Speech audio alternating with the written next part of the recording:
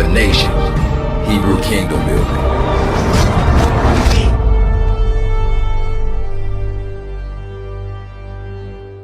If you come against the scriptures, man, we gon' rise up.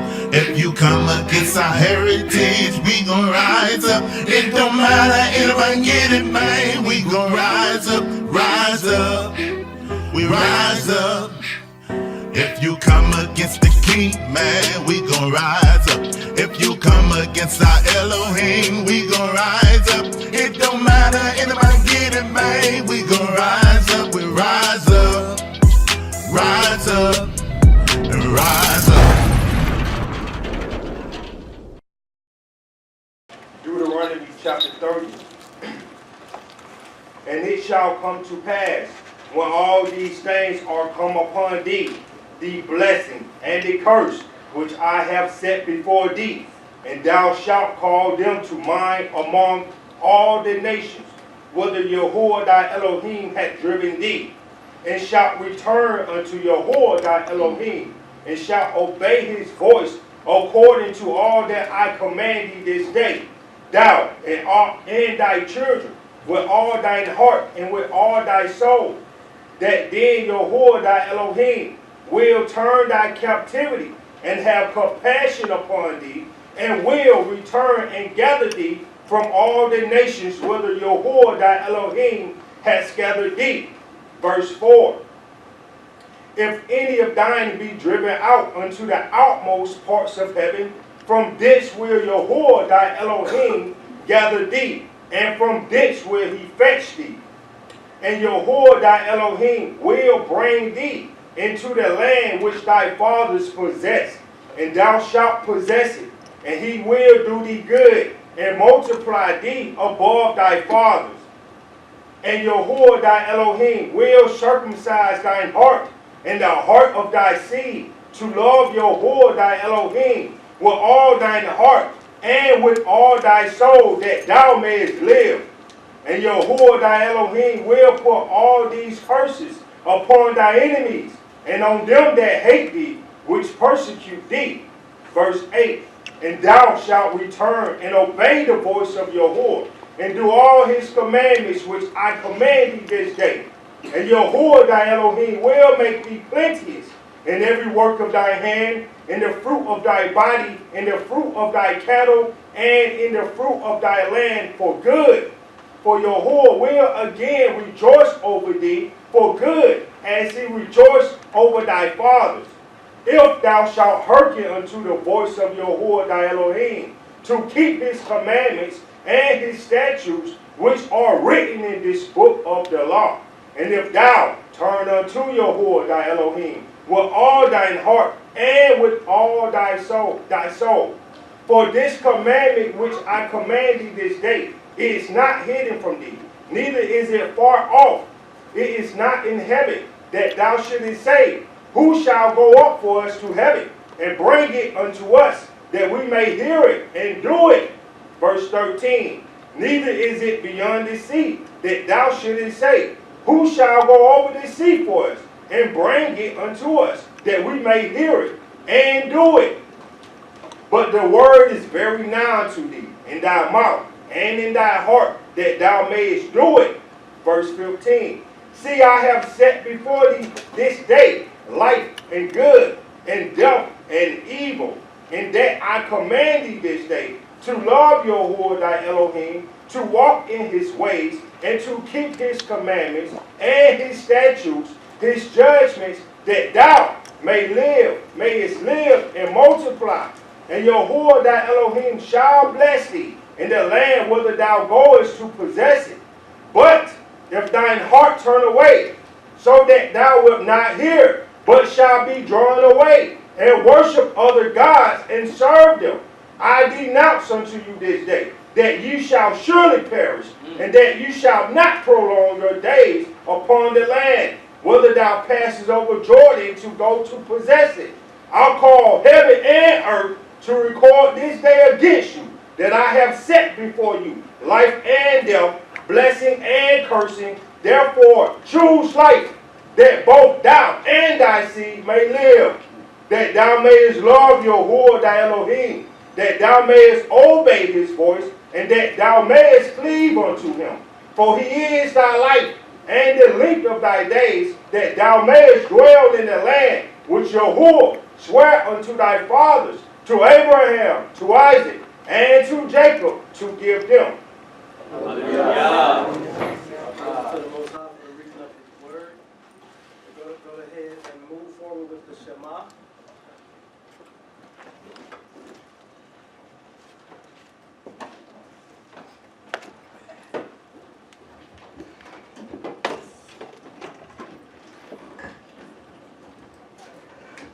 Shabbat Shalom. Shabbat Shalom.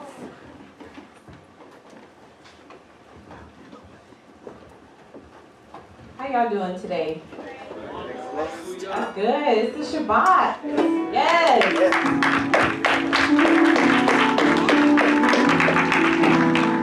Well, you see, we got some friends joining us today. So shout out to the youth. Hallelujah. Go ahead. Come on, put your hands together.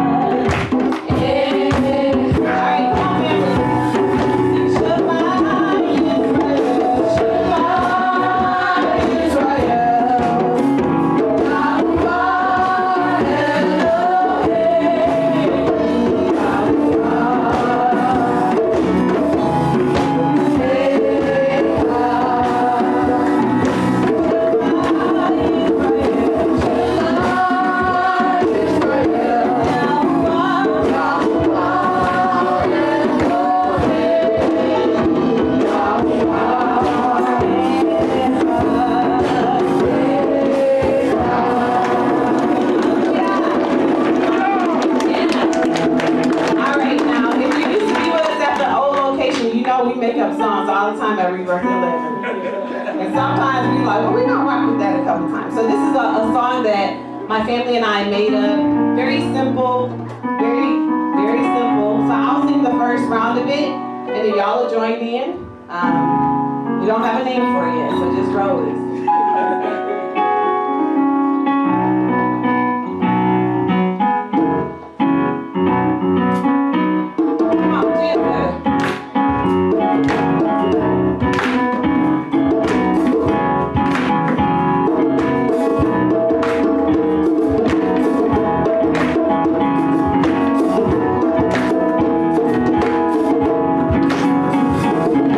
Make a joyful noise unto the Most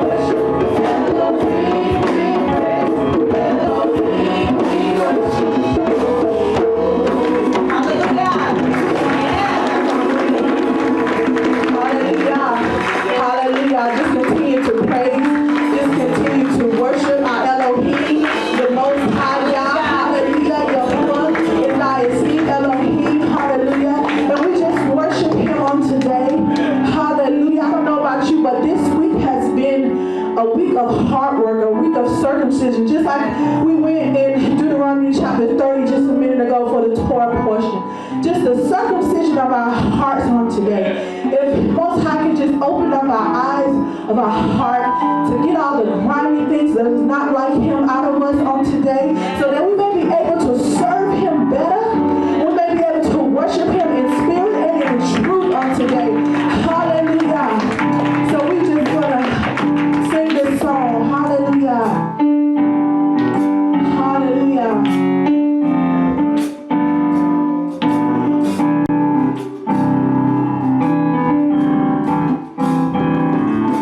Open the eyes of my heart, God.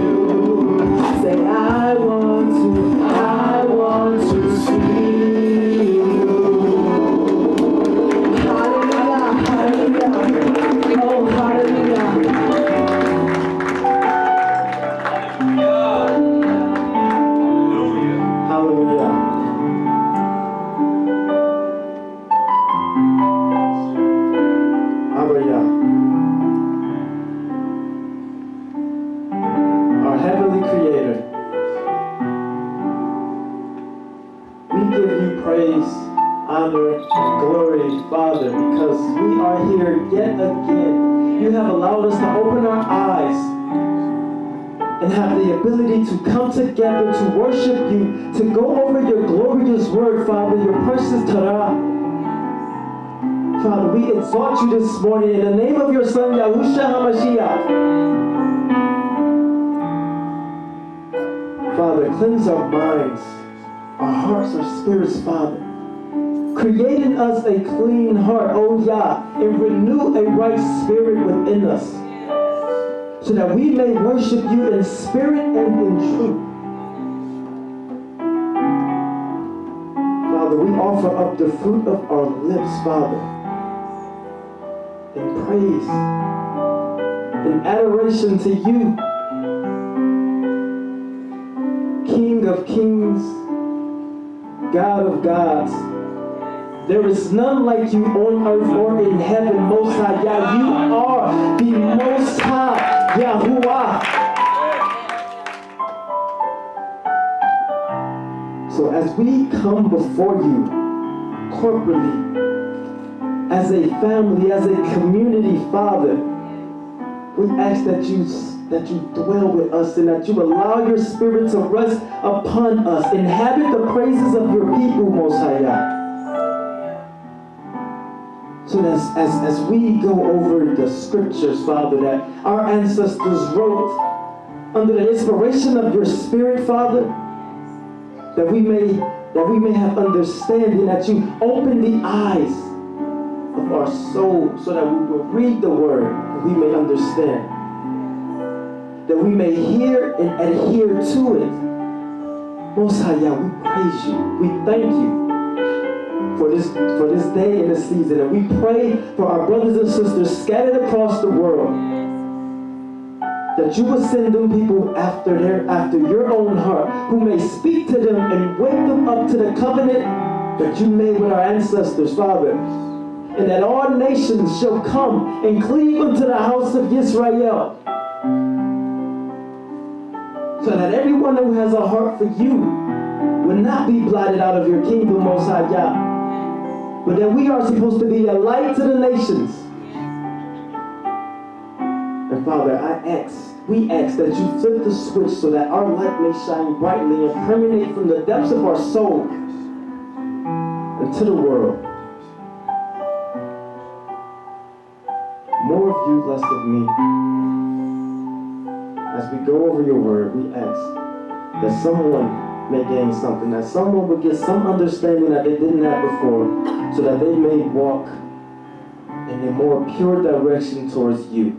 In the name of your Son, Yahushua HaMashiach, we pray. Hallelujah. Hallelujah.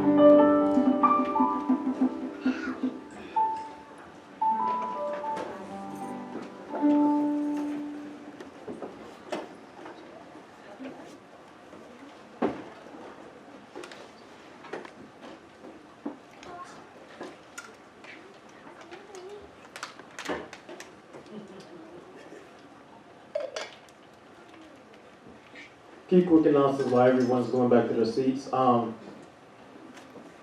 anyone who's not going to be able to go to Passover, because this registration is closed, if you plan on attending one here locally, please stay a little longer after the lesson is over. We're going to have our sister Akeya, who's going to gather with those who are interested in a local Shabbat, a local Passover.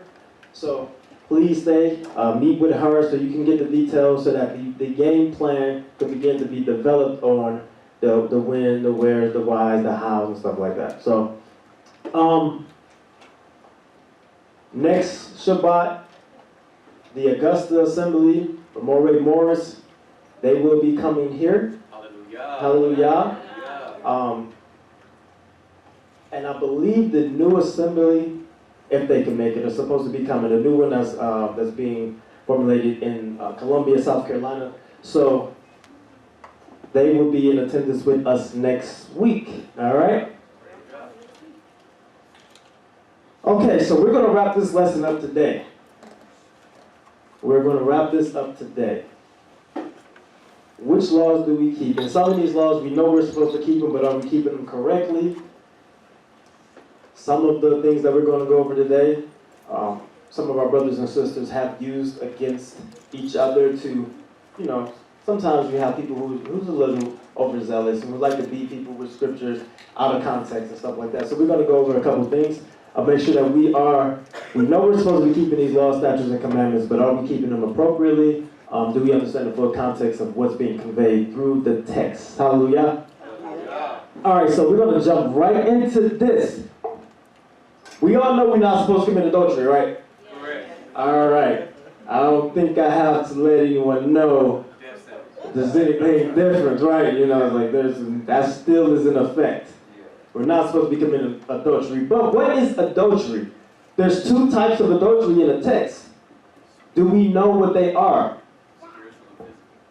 He says spiritual and physical. What will be an example of, it's very easy, of physical adultery? Sleeping with another man's wife. Sleeping with another man's wife. Point blank period, right? That's laid out in the text. Now, what would be an example of spiritual adultery? He said worshiping other gods. What? Same thing? Okay. Here's the text. Deuteronomy 22:22. If a man is found lying with the wife of who? Another man. Both of them shall die. The man who lay with them, the man who lay with the woman and the woman. So when we go to the book of John, and we see in chapter 8, when they brought the woman who was caught in the act of adultery, what did they do wrong there? Where's the man? Where's the man?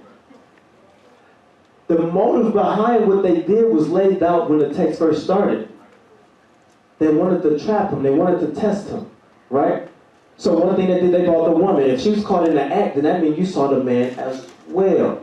So that was one thing that they did wrong. So they were actually breaking the law right there, trying to get someone put to death without proper justice. So Jeremiah 3:6-9, Yahuwah said to me in the days of King Josiah, have you seen what she did? That faithless one, Israel, how she went up on every high hill and under every green tree and played the whore. And I thought, after she had done all this, she would return to me, but she did not return. And her treacherous sister Judah saw it. She saw that for all the adulteries of that faithless one Israel, I sent her away with a decree of what? Yet her treacherous sister Judah did not fear. But she too went and played the whore. Because she took her whoredom lightly, she polluted the land, committing adultery with what? So did they actually sleep with a stone or a tree? It's a spiritual form of adultery. This is one of the ones, right.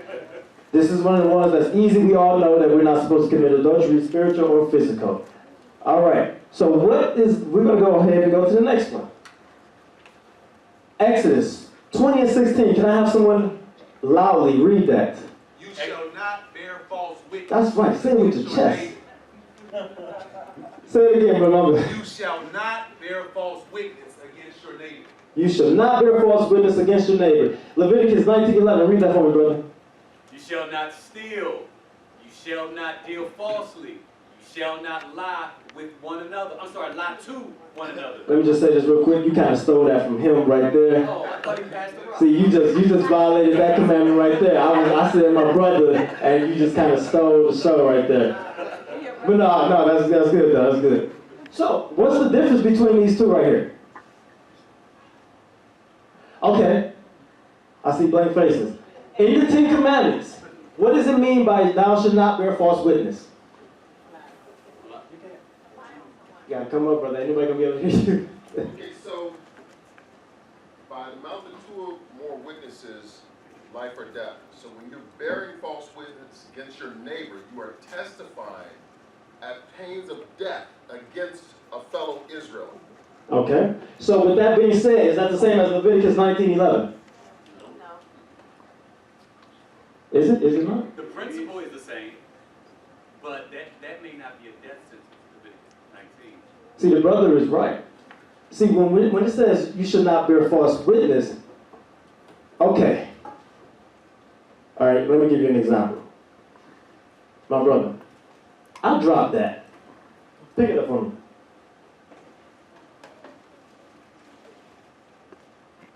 Hey, Frank, you see my clicker? No, you gonna sing. That was like, sing, like we're acting right now. So you say no. No, you haven't seen it? You want to help me find it? So he searches, he helps me find it the whole time he got it in his pocket. Right? He's lying to me. He's deceiving me. That is not bearing false witness. Now, this is what you do. Brother Frank, have you seen my clicker? And you say, Alton picked it up. Go ahead and say that. Alton picked it up. Word. And so I go to Alton. Alton, like, he don't have it. We end up having to go to some type of trial because he's saying that he stole my stuff. We go to a trial. And you testify. You understand. Raise your hand real quick. All right, put it back down. And now he's testifying that Alton stole my stuff. He is now bearing false witness. It is for lack of a better term, it's like the way our judicial system's supposed to work, right? When you go to court and you testify, that's bearing false witness. It is not the same as lying, although you are lying. You are lying, but in the text, this is not what it's talking. It's not specifically talking about lying. How do we know? Thank you, brother. Should have been like, I ain't got it. How do we know this? Because there's two different judgments for each. So when you look at Deuteronomy 19:16 through 21, you have a case of someone bearing false witness. This is what's supposed to happen when someone bears false witness. If a malicious witness arises to accuse a person of wrongdoing, he accused Alton of wrongdoing, then both parties to the dispute shall appear before Yahuwah, before the priest and the judges, who are in office in those days. The judges shall inquire diligently, and if the witness is a false witness,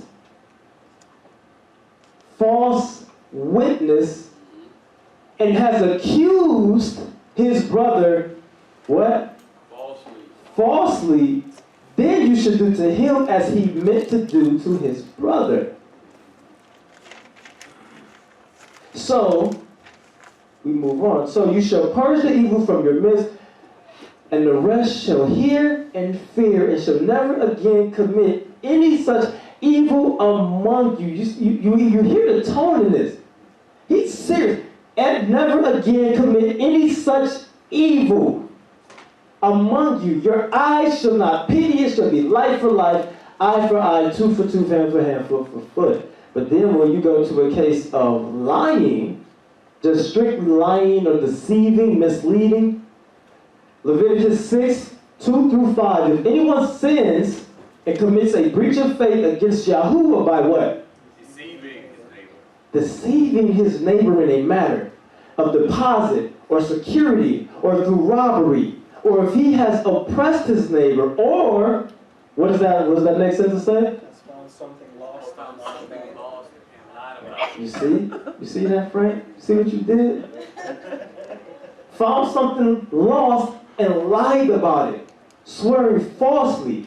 And any of these things that people do in sin, thereby, if he has sinned and realized his guilt and will restore what he took by robbery or what he got by oppression or the deposit that was committed to him or the lost thing that he found or anything which he has sworn falsely, he shall restore in full and shall add a fifth to it and give it to him who it belongs on the day he realizes his guilt. There's two different judgments for just lying and deceiving versus bearing false witness. They are both lying, but one of them is a more serious offense. All right? Does that make sense? Okay. So we know we're not supposed to be lying and stuff like that anyway, but when we look at the text, Let's make sure we understand what it means by bearing false witness. That's lying, basically, like almost under oath, like in a trial, to get someone, to have some judgment enforced against someone else. Okay. Has anyone ever heard of this? This type of I'm sorry. No, I have a question regarding the bearing false witness. Okay. Does gossiping fall in that category? No. It doesn't. So, like, if you're sitting here, you know, well, no one knows it's a rumor. Somebody might have started a rumor, but then a whole bunch of people are spreading it. The people spreading it wouldn't be considered doing wrong. No, it's wrong because that's also condemned in the text. But it's not considered bearing false witness. Bearing false witness is something specific. And it is basically, always think of bearing false witness in a matter of court, a matter of a trial type of situation.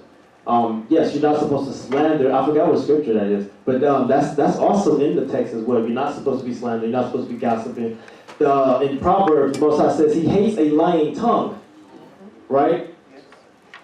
But when we look at bearing false witness, those are two different things. All right? Does that answer your question? All right. Deuteronomy 25, 5 through 6. Look, don't let these men here in America fool you, thinking that some of these things y'all gotta listen to. Like, yo, you gotta watch them. Some of them are some little sly foxes. Deuteronomy 25, 5 through 6. If brothers dwell together and one of them dies and has no son, the wife of the dead man shall not be married outside the family to a stranger. What does that mean according to this context? What does that family mean?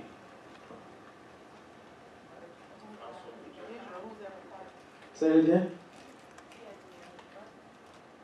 The brother is supposed to go in her. She's not supposed to go outside the family. But what does the term family in this context mean? She said tribe. Okay, anybody got something else? I say immediate family. He said immediate family. So give me an example of immediate family. I say like the inheritance rights, like the brother or uncle, or uncle's son, like of that nature. Just like example of be like David and Ruth.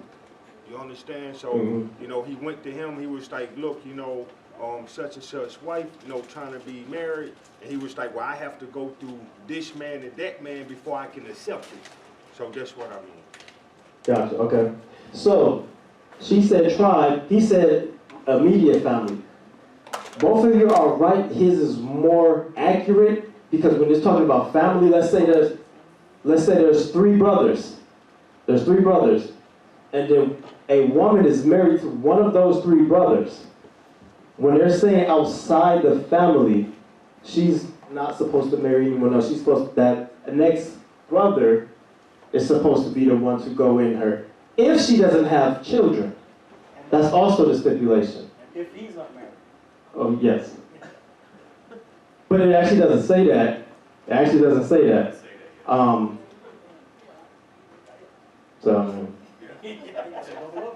Her husband's brother shall go into her and take her as his wife and perform the duty of a husband's brother to her.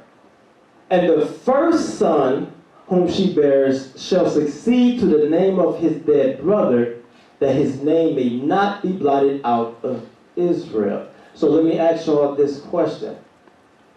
Is that something that we can keep today? You say no. Why? Huh? He said we're not in the land. You said what? She said people ain't playing that today. You can decide that that's what you want to do. However, because of the culture that we come up in, most people aren't willing to submit to, because that goes back to Genesis 38 with Judah's sons. Judah's sons did it before we got into the land. So we can't just say strictly the land is the reason not to do it. The land is not a reason to say that you can't do it. I completely agree. But this is not something that we can keep today. Say that what? She said it's illegal where we live. Not necessarily, because the husband is dead. Right. Well, you could marry the brother. Well, that's not even in the text. Yeah, that's not even in the text. So that was just something that was brought up. So according to this example in the text, the husband is dead, so it wouldn't even be illegal here. But there's other reasons. If you look at what we're talking about in the text, remember, we just identified what it meant by family, right? We're talking about immediate family. So, as he said, you can, but most people aren't really willing to submit to that. For one, you would need a true community environment, right? Where you're living amongst each other. You would need family. You would need a lot more things in place to make this happen. So we don't know what tribe we're from. That's one of the biggest things that could be a hindrance in that. So just because I say he is my ahi, that he's my brother, does not necessarily mean that if I die that he can go into my wife. We're not immediate family. We don't know what tribes, right? But as he said, if you have a community that's together, if you have these things together, and everyone is on the same page, and you actually have immediate, then I guess it would, at that point, it probably wouldn't matter if you knew your tribe, because if there was 2, 3 real brothers, then you know that whatever tribe they're from the same tribe, right? The woman may not know what tribe she's from, so now you got those gray areas I'm talking about, but don't let nobody try to trick you into that, y'all ladies. Y'all watch out, be careful. So y'all know. Okay, in the land. This is one of the, when people try to question us about why we don't keep certain laws and stuff like this, this is one of the biggest things that we say. Is this completely accurate? We're not in the land, we're not in the land, we're not in the land. Is that accurate? Yes, no, sometimes, every now and then. He said sometimes? Okay, let me ask you this. Known as the land of Canaan and eventually occupied by Israel, who owned the land? That land was originally allotted at Shem, right? You said who? Shem. You said Shem. You said who? All right, remember, I said think carefully up there. My sister over here answered it. It belonged to the Most High.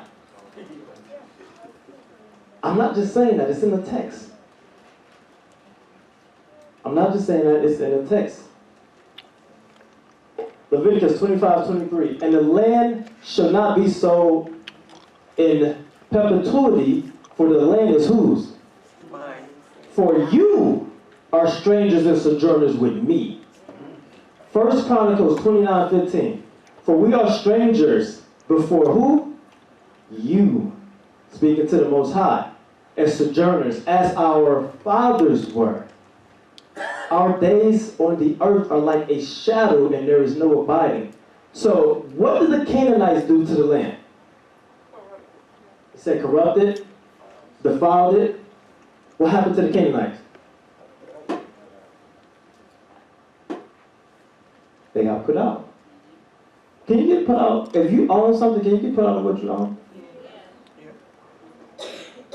What did Israel do to the land? We defiled it?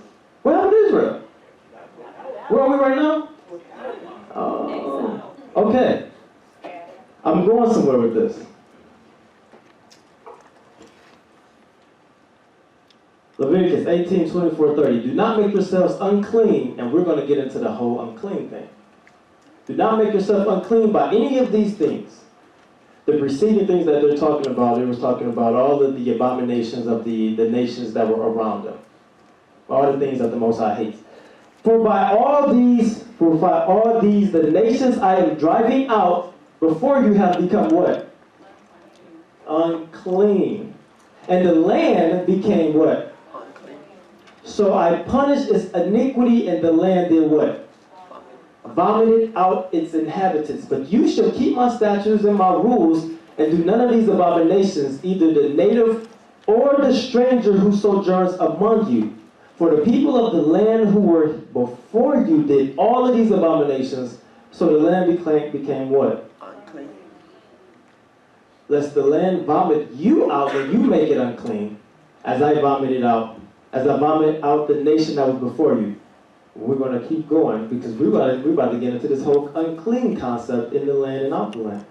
You shall therefore keep all my statutes and my rules and do them, that the land where I am bringing you to live may not vomit you out. And you shall not walk in the custom of the nations that I am driving out before you, for they did all of these things, and therefore I detested them. Y'all can write that down and finish reviewing that later. That's Leviticus 20, 22 through 25. Jeremiah 2 and 7. And I brought you into a plentiful land to enjoy its fruits and its good things. But when you came in, you defiled what? My land and my heritage, and made my heritage an abomination.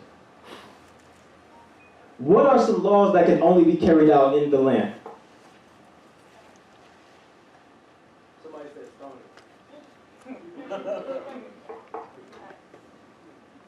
7-year rest of the land. He said the land Sabbath. Anything else? She said, say that again. She said eating clean. Tithing. Anything else? Keeping the feast. Anything else? Animal sacrificial laws. The animal sacrificial laws. Anybody got anything else? What else can you only carry out in the land? Pilgrimage to Aliyah. Pilgrimage to the temple. He said the pilgrimage to the temple. Don't do that at regular temple. All right, so let's see something. If it involves the following rituals, do we do rituals in Israel? One person said yes. Do we do rituals in Israel? No. Okay, so got a couple people said yes. Somebody said no. I will. I will. Inheritance, priest, land, capital punishment judgments. It either can't be done or can't be done in its entirety.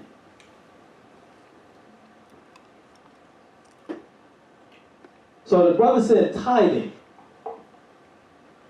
Brother said tithing. Do we tithe? Yes. Why? He said yes. You tithe. Okay. Did anybody else say no? You say no. Okay. We got, okay, more hands say no than yes. Okay, who's the tithe for? The priest. It's agricultural to the priest. She said it's agricultural to the priest. Said the Levites. What you got, brother? It is every third year, it is to the poor. Every third year, it is to the temple. Every third year, it is to the Levites who live among you. So it's not specifically to any group year after year. So do we do that? Probably not. Well, technically, if you say that every third year is for XYZ, and you say it's not specifically from year to year, then those other 2 years, then it has to be to someone specific. Right. Right. So, no, we do not tithe. And let's go through the reason why we do not tithe. Who is the tithe for? Now, he's right when he says it's for the sojourner, for the widow, the father. He's right in that. That's not the only people that the tithe was for. Why were they given the tithe, the Levites? They didn't have inheritance. They didn't have Land in the land. See, look at that. You see how many of y'all answered that question? Yep. Y'all like keeping y'all money in y'all pockets, huh? I got the most feedback on that one.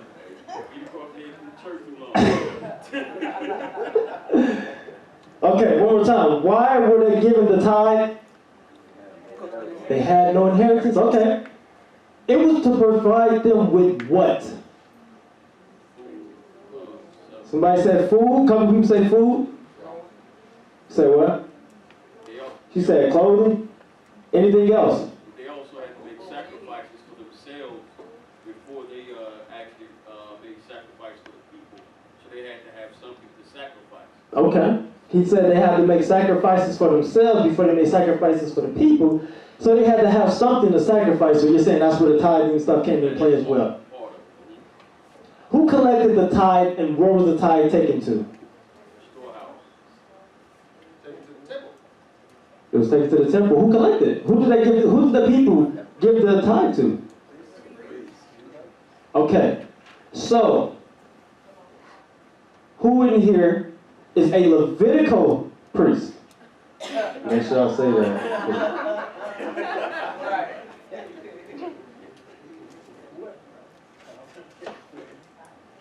Does this mean that you're not supposed to give?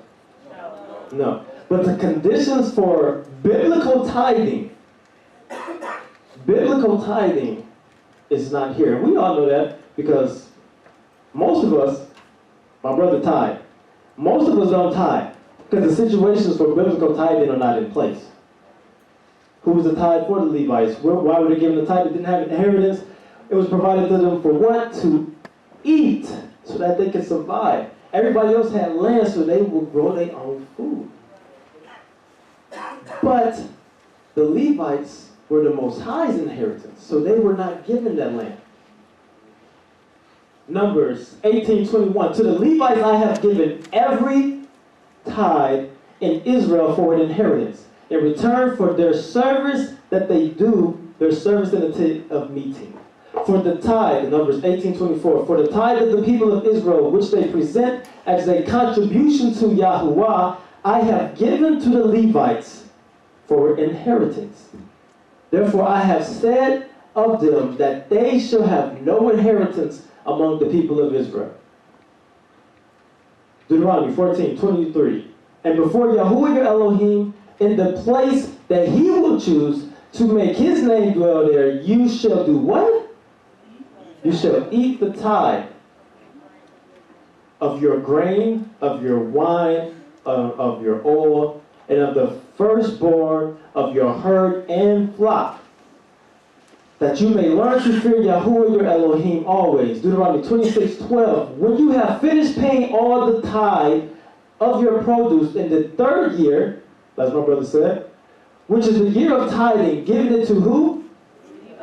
The sojourner, the fatherless, and the widow, so that they may eat within your towns and be filled.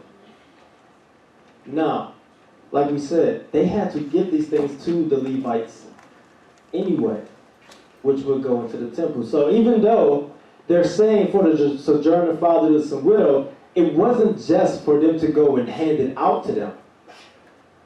Now, when they went to reap some of their fields, they're not supposed to reap all of their fields so that those same people can have something to eat.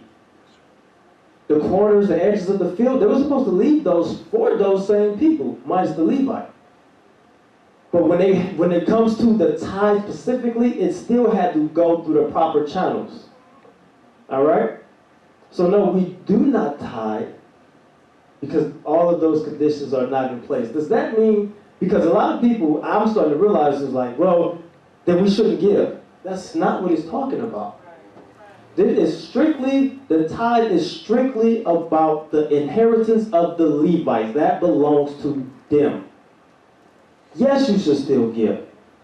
The entire text throughout the Torah talks about if your brother becomes poor, you're supposed to take care of him. You're supposed to do that. If they don't have a place to stay, you're supposed to open your door for them. So no, this isn't about, well, when we don't tithe, and now we can be selfish. That's not what it's about. There are laws telling you in the text what to do when your people are in dire situations, when they cannot provide for themselves. This is not a path to not give or to not help people. But the tithe, as we know it today, is not biblical. So we do not do that. Especially knowing that the tithe was for them to actually eat.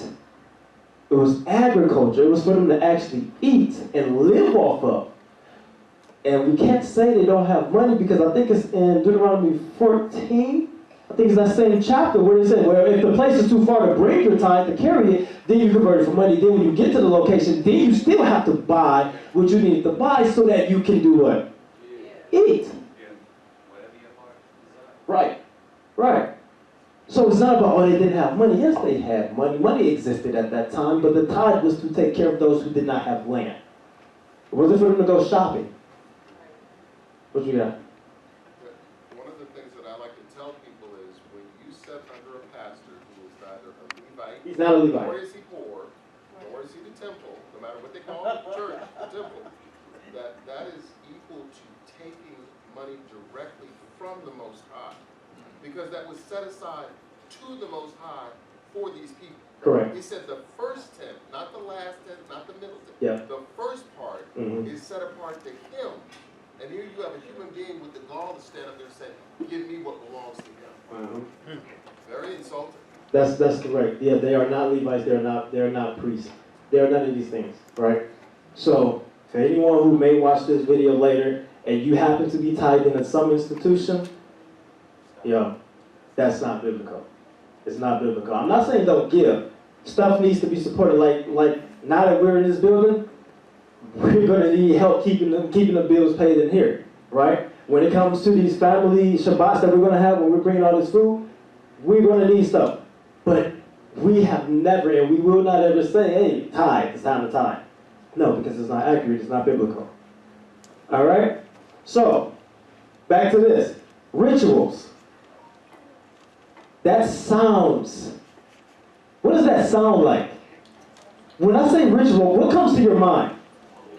Something negative. It's a stigma associated with the term ritual. So when I said, do we do rituals, y'all looked at me. Y'all didn't want to say nothing because y'all didn't know where I was going with it. But y'all looked at me like, no, we don't do that. No, we don't. Because it's Western religion specifically has created this stigma in our minds so that when we see our brothers and sisters over there on the west coast of Africa or anywhere in Africa, but let's keep it within Israel, on the west coast of Africa, the Bantu region, when they see them doing certain things, it's called what? It's called witchcraft, it's called a ritual, it's called what? Voodoo, pagan. It's given these other terms that when you hear it, it creates this negative connotation in your head towards what it is that they're doing. But so, my sister asks, define ritual. Whenever you're confused, you don't really know, that's the best thing to do. Well, define what it is you're asking. If I say, do we used to do rituals? You don't really know? Ask. Define it. What do you mean by rituals? And all that getting get what? A religious or solemn ceremony consisting of a series of actions performed according to a what? Prescribed order. Did we do rituals? Yes, we still do. Yes. Meeting on Shabbat is a ritual. It's more of a tradition. But okay, religious. Here we go. Let's break down this real quick. We ain't religious. We don't have no religious. This is a culture, right? These buzzwords. Inside of a heritage, you have a culture. Encapsulated inside of that culture, you have what? You have a religion. The religion, to break it down in layman's terms, all the religion really is your belief in worship of a supernatural entity. And it doesn't even have to be supernatural. When you look at these definitions, they throw that out there, but it can be if it's an idol or something like that, and you're bowing to an idol. But that's really what it is how you worship this deity. Whatever it is that you believe, because even if it's an idol, some of them used to make sacrifices to their idol. So it's how you worship this deity. So that is encapsulated. We see that all through the Torah. Matter of fact, the first few chapters in Leviticus says what? It's about the sacrificial system. This is how we make atonement for our sins to our deity, right? To our power. So yes, there were rituals all throughout the text. Let's take a look at one. The law of jealousy. I love this one because this one, I've went over this before. This definitely looks strange if you was to see someone doing this. I'm not going to lie to you. Are you all familiar with this one? In layman's terms, can you explain what it is?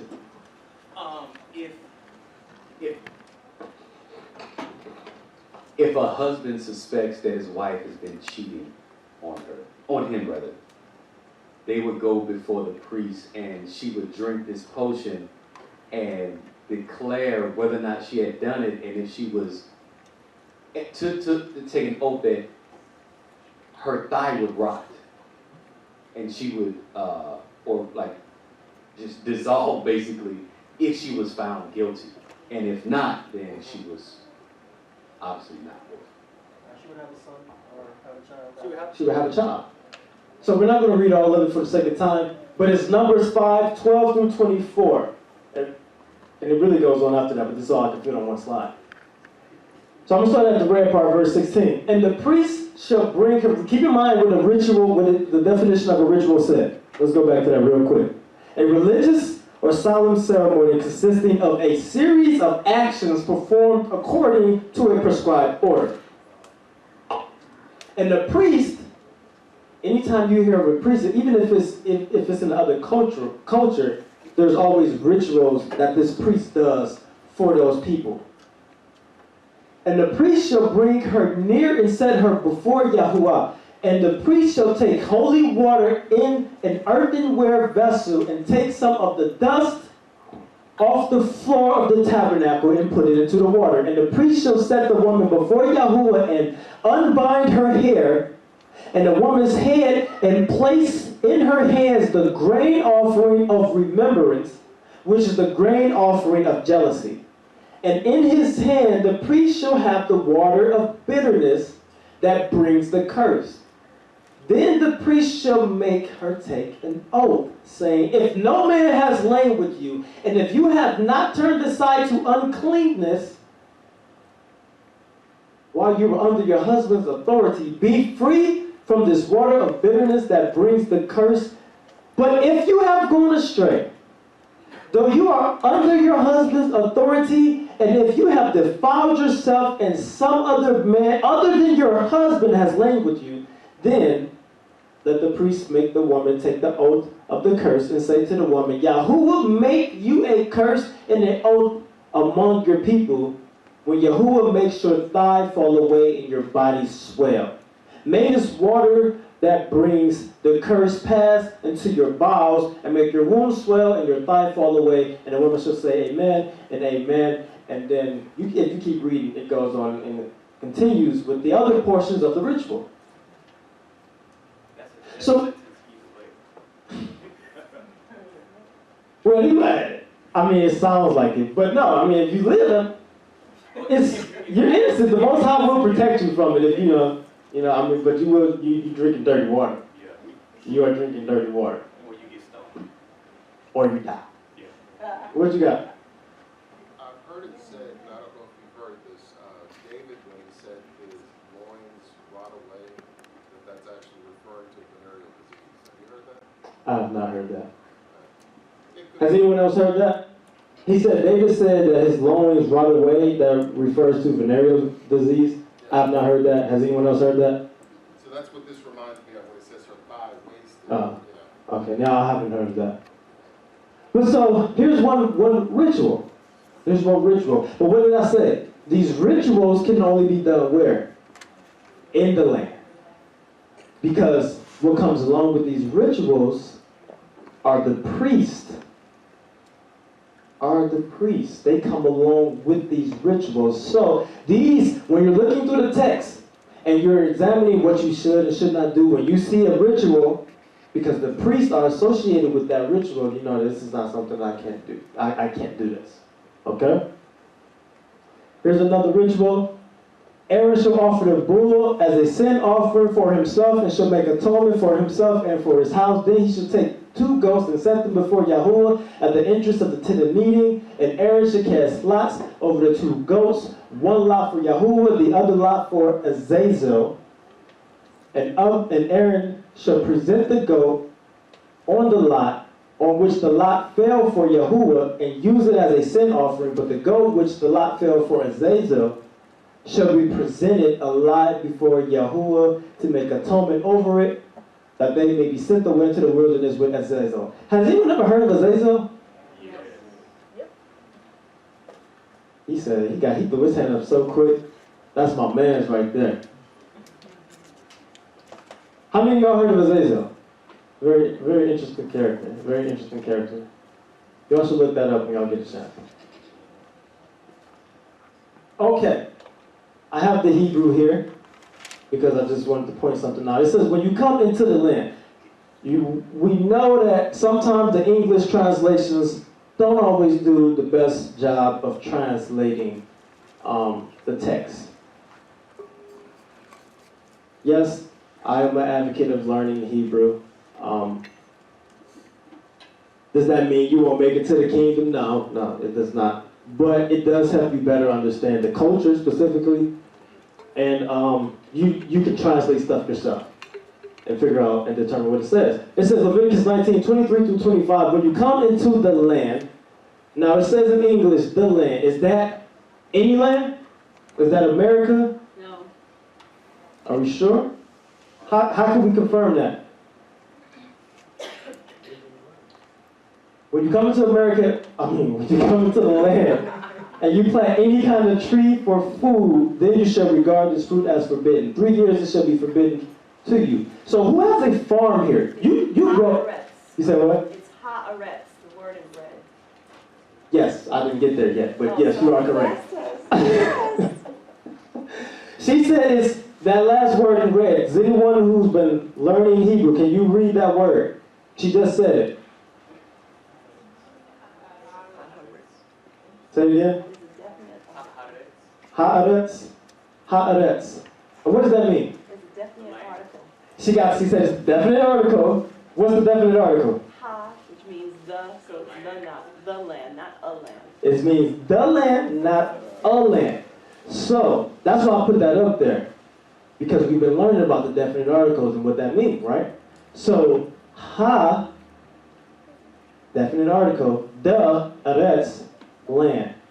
So this is a specific land. That's just put that up there, A, because we've been learning about the definite article, and B, you can fact check this for yourself when you look at the text.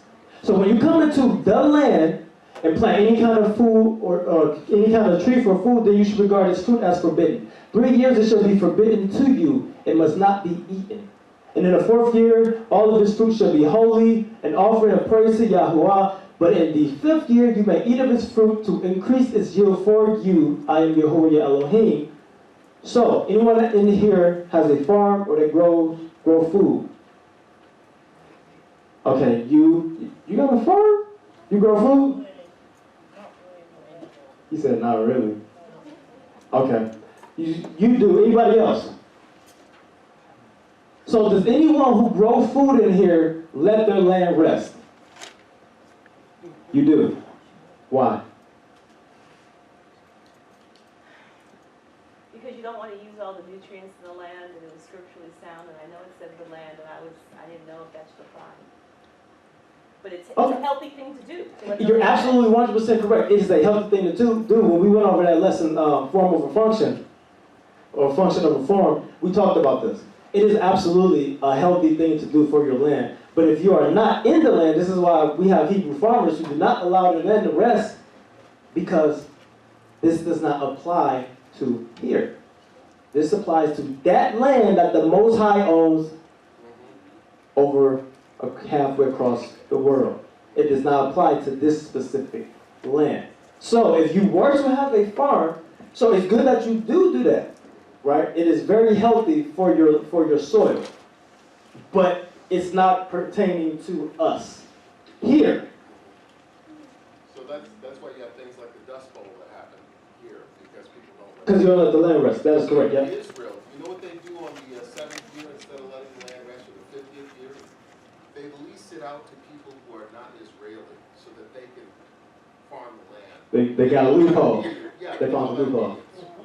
So they lease I didn't it out know to Russian that. companies, and Russian companies come in and farm the land for the year that they're not supposed to farm it. So the land still doesn't get any rest. He said what the Israelis do is on the seventh year, they will hire someone who's not of their people so that they can work the land.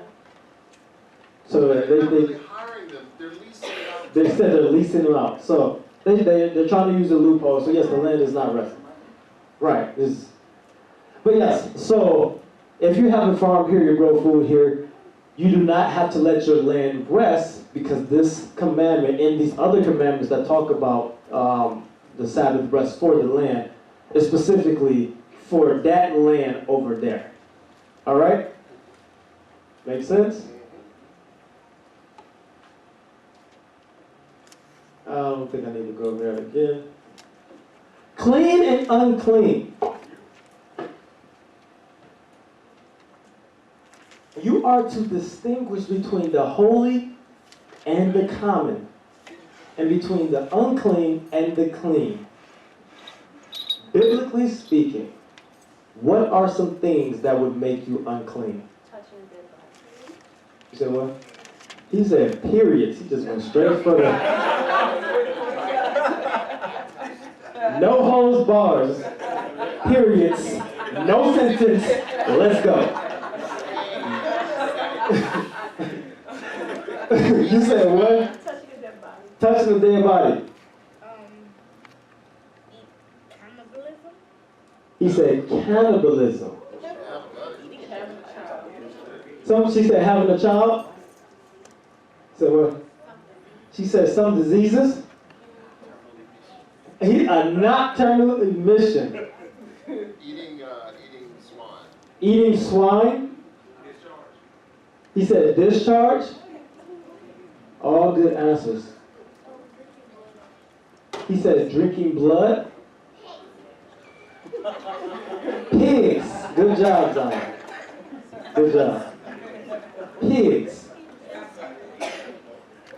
What can make you unclean? Here are some. This isn't an exhaustive list. This isn't everything. Here are some things that can make you unclean. Matter of fact, let me back up a little bit. So, what you got?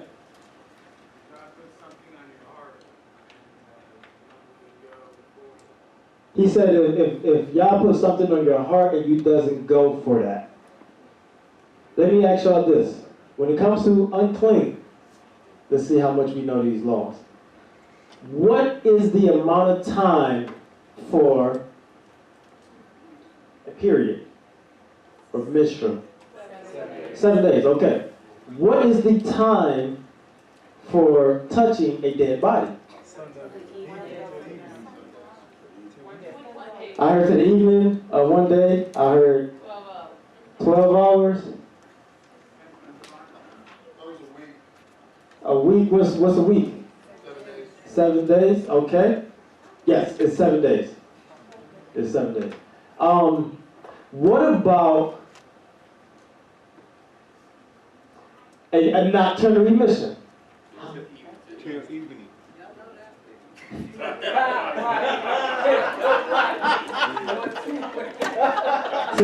to evening, he said. I can't hear you. What is a nocturnal emission? When a man releases semen. In his sleep.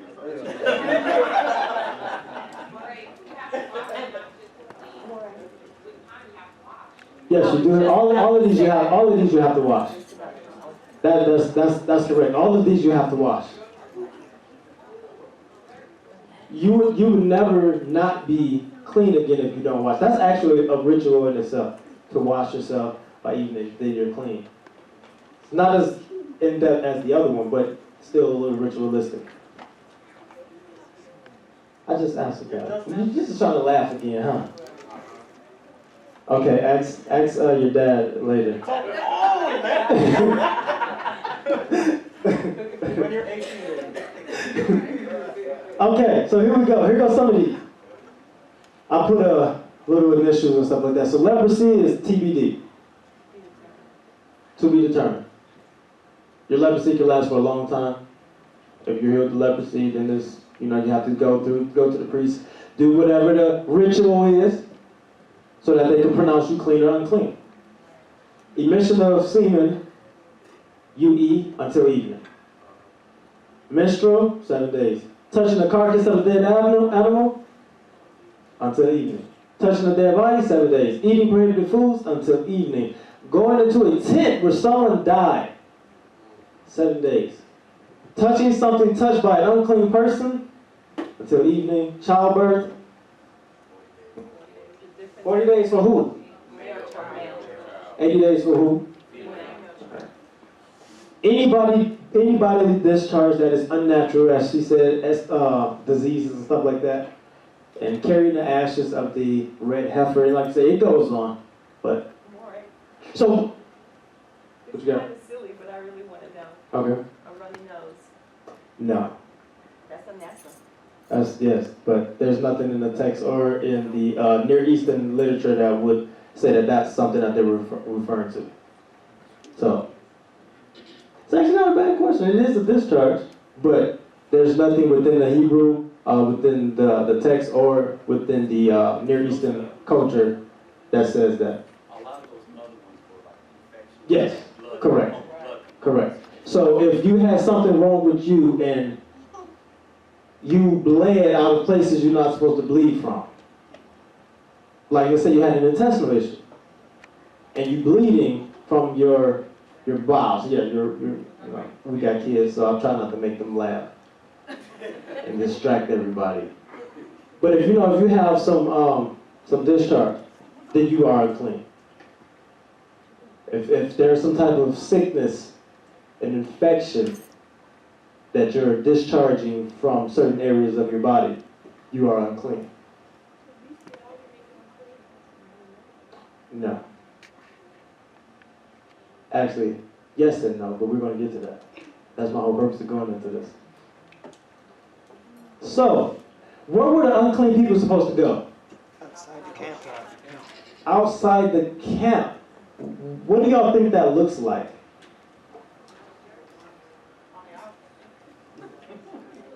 Because in the text it doesn't really say anything, it just says outside the camp. So do they just, go sleep on the ground somewhere? What do y'all think that looks like? Said build a tent?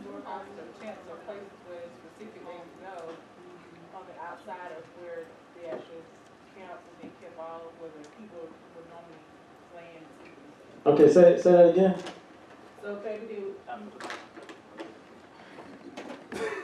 So maybe they were outside of the camp, meaning, outside of where the normal people were sleeping. They probably had some set up to where they weren't just sleeping on the ground. They probably had some type of storehouse or some place where they knew that this is where unclean people go. Do y'all agree with that? Disagree? Agree? Agree? He said a very good thought. My only issue would be as far as the women. I haven't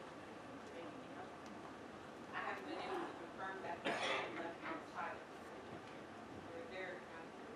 Every unclean person had to go outside the camp. So even if they had a baby or breastfeeding or something like that. Every unclean person had to go outside the camp.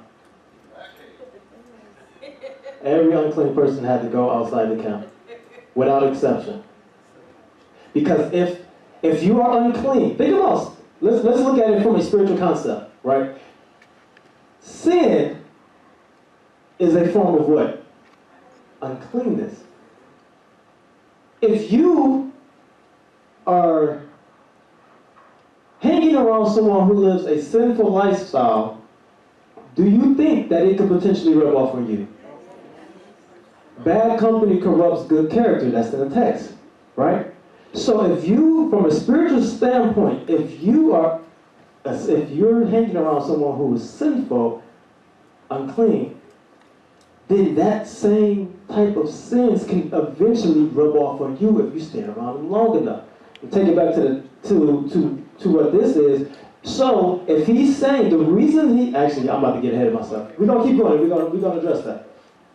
Let me not get ahead of myself. So Leviticus 8:11, 4 through 8. Nevertheless, among those that chew the cud,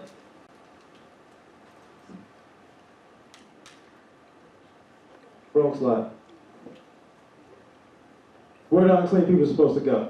Numbers 5, 1 through 4. Yahuwah spoke to Moses, saying, command the people of Israel that they put out of the camp everyone who is leprous or has a discharge, and everyone who is unclean through contact with the dead, and you shall put out both male and female, putting them outside the camp, that they may not defile their camp in the midst of which I, Yahuwah, in the midst of which I dwell. And the people of Israel did so, and they put them outside the camp. And Yahuwah said to Moses, so the people of Israel did. So, by their presence being in the camp, they are defiling the camp if they stay inside of the camp. Go ahead. I'll catch you later, Mama. You said what? I'll catch you later. Okay. Deuteronomy 23, 9 through 12. When you are encamped against your enemies, you shall keep yourself from every evil thing. If any man among you becomes unclean because of a nocturnal emission, then he shall go outside the camp. He shall not come inside the camp, but when evening comes, he shall bathe himself in water, and as the sun sets, he may come inside the camp. You shall have a place outside the camp, and you should go to it. What was the danger when people became unclean? We know they could defile the camp, but what was the real danger for them?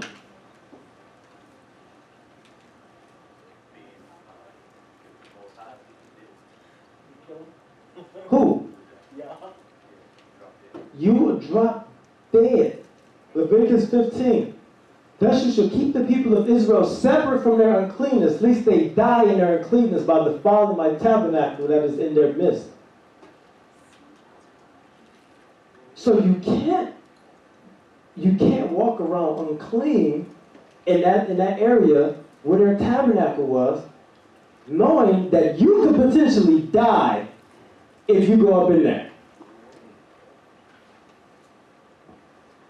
So now the question becomes, can you transfer uncleanness?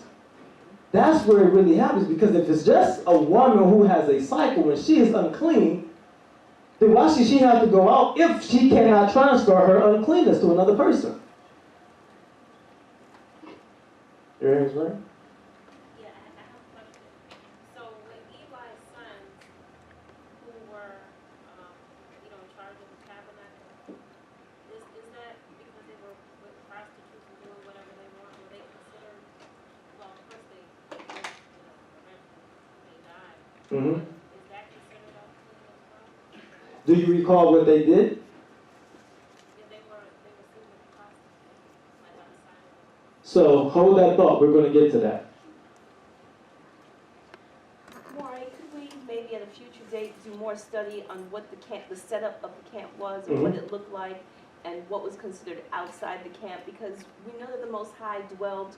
It said in the tabernacle there was a place in the inner There was a place in circle the of inner, the camp yep. where he was. That is correct. So, and there was a place where if you couldn't pass even to bring your offerings. That is correct. So for all these women who are for 80 days with Mm-hmm. newborns, and just there's got to be a place of protection, Mm-hmm. because typically when I think outside the camp, I'm thinking outside, so the walls, the protection, there's nobody out there, and we know that he didn't do that for us. So could we look and see so that we can adjust our minds that outside the camp is not outside out, right? It's not in the wilderness. Now here's one thing. And that's an excellent question. Here's the thing. So you have a tabernacle inside.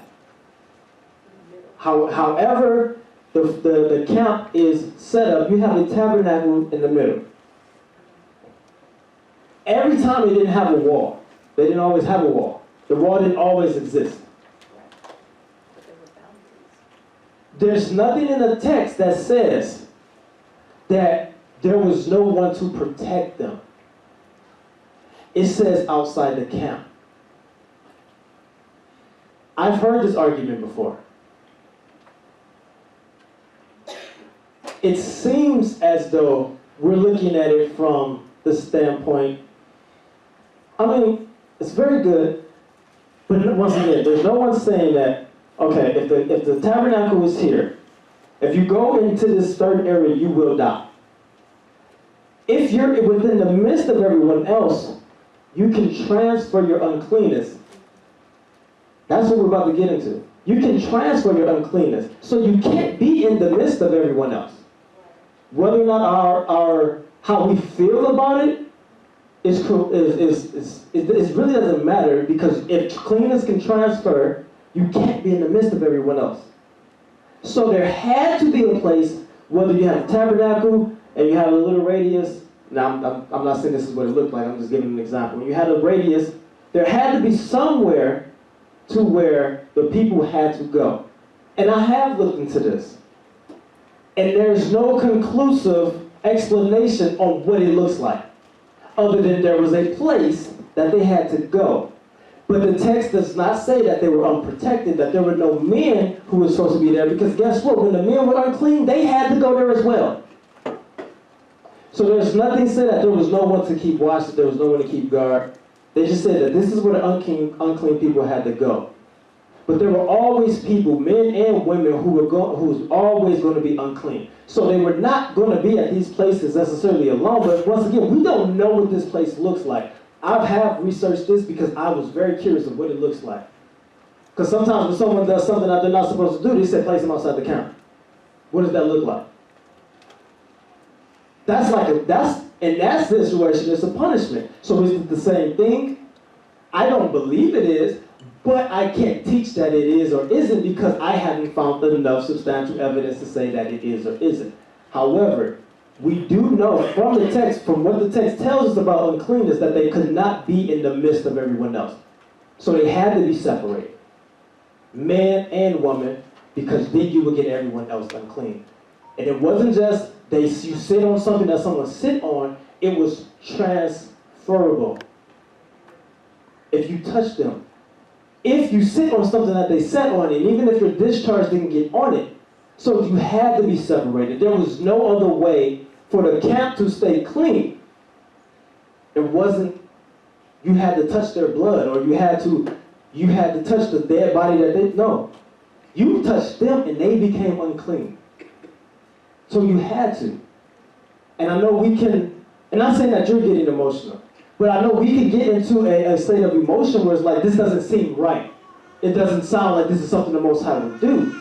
But if you think about the Most High being holy and he can't have any uncleanness around him, we have to put our feelings to the side. And even though we may not understand what the actual structure looked like, we can understand that this is not somewhere that this was somewhere that we had to be, because we could not be in the midst of the Most High unclean.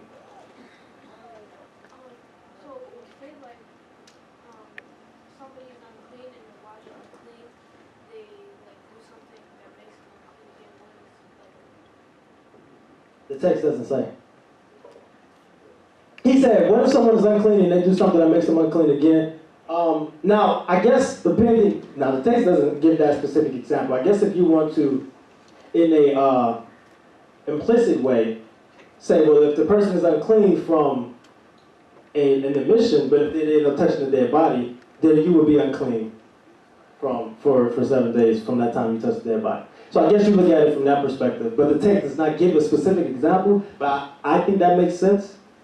No, I love the way you put it, that it was for our protection. It wasn't always punitive. Mm-hmm. We weren't always being punished. So, for example, if a man, like a woman just had a child, that man would go, he may want to be with that woman outside, Right. and they would stay outside the camp until that period of uncleanness Correct. had passed. But he made that choice to cover and to be out there with her. Like, I suppose that I would want to be there with my wife as well, and I'm not looking at that as I'm being punished, versus this could save my life and maintain the cleanliness of the camp.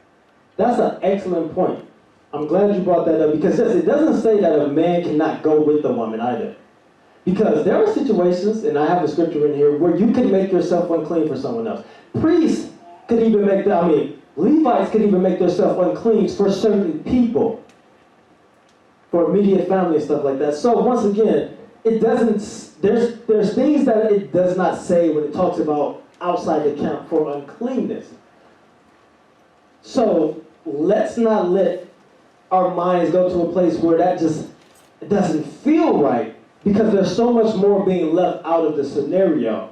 Like you said, a woman unclean for 80 days, there's nothing saying that the man cannot go do that either. He just can't do anything else as far as the tabernacle or being in the camp while he's unclean. But he's not unclean for 80 days or 40 days. He's unclean until evening. So he can go, come back. And and as long as he allows himself to become clean before he go back into the camp, he doesn't have to do the same thing that the woman would have to do in that particular situation. You have your hand raised? Yeah, I was going to say the same thing. Oh. Just to put it into perspective that depending on if it's unclean until evening, he may not have to be there for that. Right. Yeah. Okay, so can you transfer your uncleanness to someone else? I used to have a lot of questions about this. When I first came to the walk, I used to have a lot of questions about this.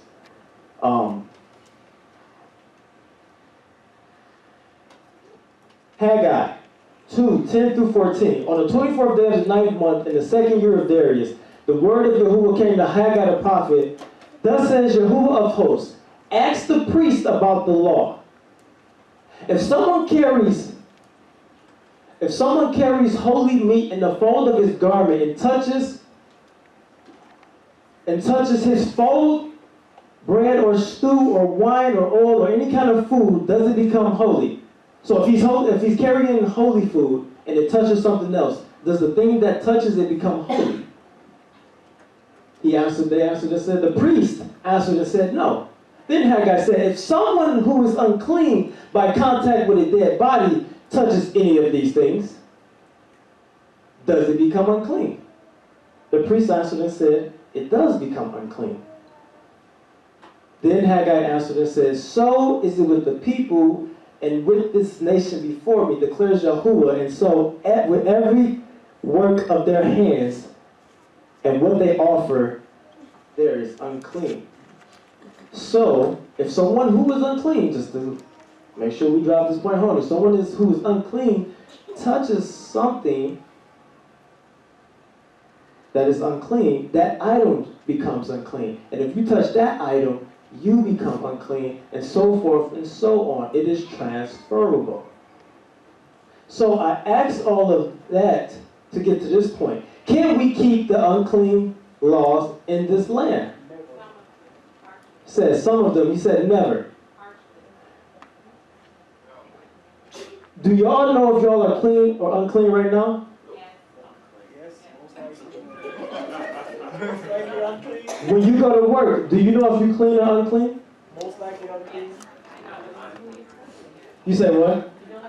Touching or what you're touching and who touched it before you touched it. It's easier to remain clean coming here because it's the weekend. You're a little more isolated than it is in your day-to-day life when you're going here and there to and fro to the grocery store.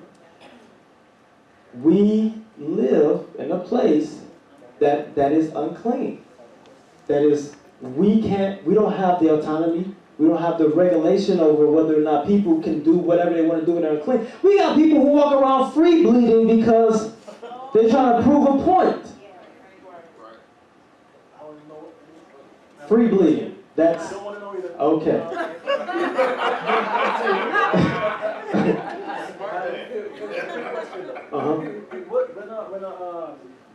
When a tool or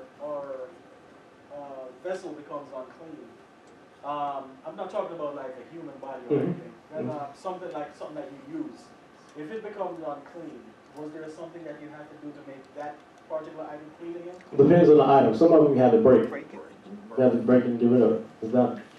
Some of them you have to clean, but some of them you have to break. So part of the Nadah law is you can't sit on a chair that a woman who is on a period sat on. There's no way in the world you can tell me you know who sat on that chair. That is correct. That is correct. That's my point. Yeah. That's absolutely correct. He said part of the Nidah which is the minstrel, part of that law is you're not supposed to sit in the chair that someone who was on their minstrel sat in. And he said there's no way for you to know if someone who was on their minstrel sat in it. Because in this land, they don't follow Torah. Right? You have your hands raised. Yeah, okay, we talking about blood and all that stuff like that. I'm a cosmetologist. Okay. I'm primarily cut. I use a razor a lot. Mm-hmm. Sometimes I have to pull hair, bumps and all that stuff like that. Mm-hmm. Blood and you know what I'm saying? So in terms of you talking about what you're using becoming unclean. I'm not using the same ways. I use different ways. I got gloves on Mm-hmm. that protect me. But the thing is, the glove touching the stuff. Like you're saying, that'll make me unclean. Mm-hmm. Yeah, if it's just your garment that touches it, and we're going to use gloves as a garment in this situation. If it's just your garment, you still are. They call it what's the term? The term that when you research this stuff, they call it ritually unclean. Right? While you may not physically touch it to where you can get something from it, in this sense, ritually speaking, you are unclean. So I asked this question, once again, we're trying to figure out if we can keep these laws. Being unclean in this nation is something that probably happens to us far more than we ever know. Because we go into their grocery stores, we go into their workplaces. I go into people's homes. I'm a technician, so I go into people's homes and install their alarm systems. I'm shaking hands. I don't know. But you say, so what do we do? There's not much you can do. There's not much you can do. Why do I bring this up then if there's nothing that you can do? Because I want to distinguish between two types of being unclean. This is why when he asked the question, one of them asked the question earlier about if you do something, do you become unclean? And I said yes and no. Because all uncleanness is not created equal. Do you think, or not even think, according to the text, when the land was defiled and they made it unclean, was it unclean because of natural circumstances? He told you to be fruitful and multiply, and every time you multiply, you unclean. Every time you attempt to multiply, you become unclean. He tells you to do this. Do you think that the land was defiled because of these natural circumstances? So what would cause the land to be defiled? He says, shedding innocent blood. Breaking laws. When we look through the text, you can see it. You can create a tone on how the Most High feels and looks at certain things. It's not all the same. If a man has an emission of semen, when a woman has a discharge, it says when because that's natural for a woman. Whatever the unclean person touches shall be see, here you go again. And whatever the unclean person touches shall be unclean. And anyone who touches it shall be unclean until evening. Speak to the people of Israel, saying, if a woman conceives and bears a child, then she shall be unclean 7 days, and at the time of her menstruation, she is unclean, and then it goes on to the remainder of the time. It's completely different. These natural occurrences, things that you cannot avoid, versus disobedience. That makes you unclean. Remember I said, spiritually speaking, if you sin is a form of uncleanness, spiritually speaking. This is the type of uncleanness that we have to stay away from. This is breaking the law, statutes, and commandments. You should not approach a woman to uncover her nakedness while she is in her menstrual uncleanness. And you should not lie sexually with your neighbor's wife and so to make yourself what? That's adultery. Adultery makes you what? Unclean. You should not give any of your children to offer to Molech.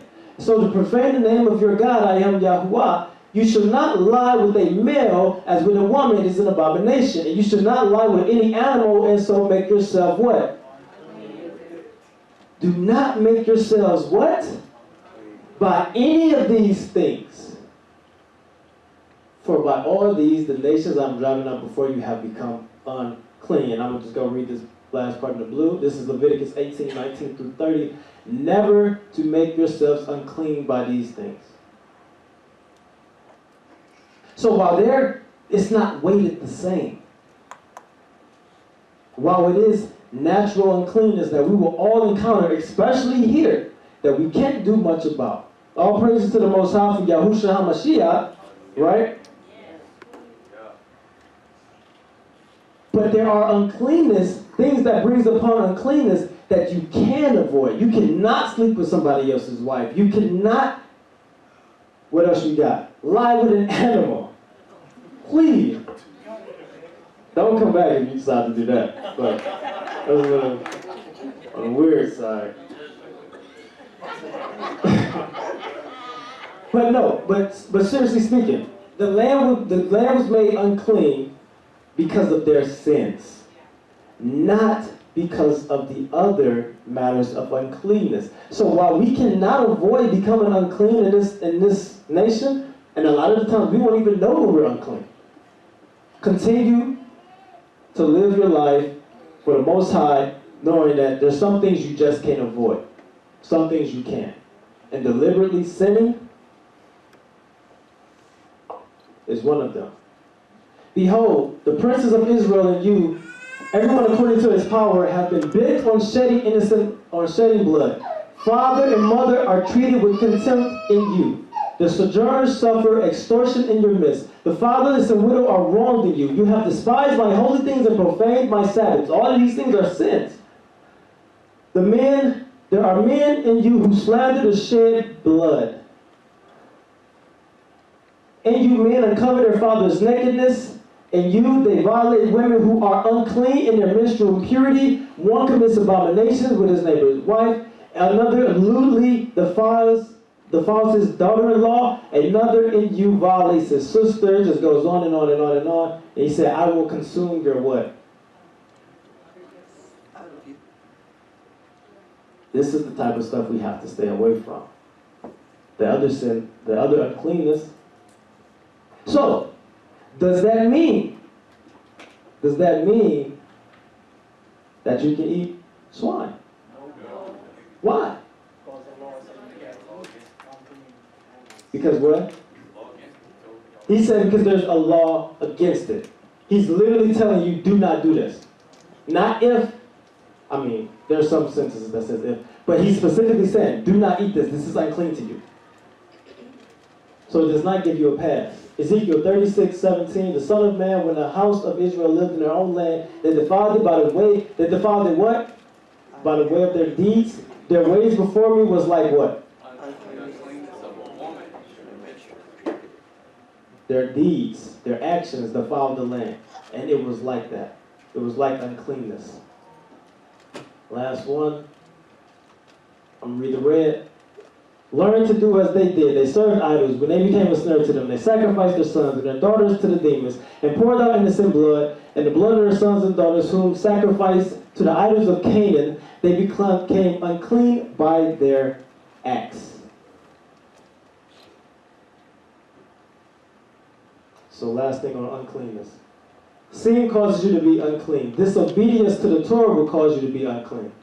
Any theology that teaches something from the text that is a sin, and then later tells you it's not a sin and you can do it, is a terrible theology. Yah is not the author of confusion. That way that the way that you atone for your sin may be different.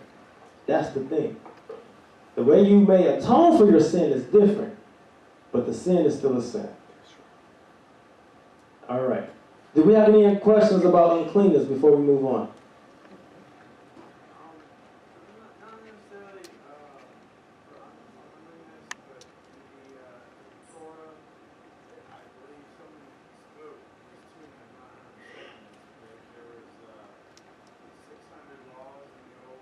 Uh-huh. 600 and 613. Yeah. We've went over that before.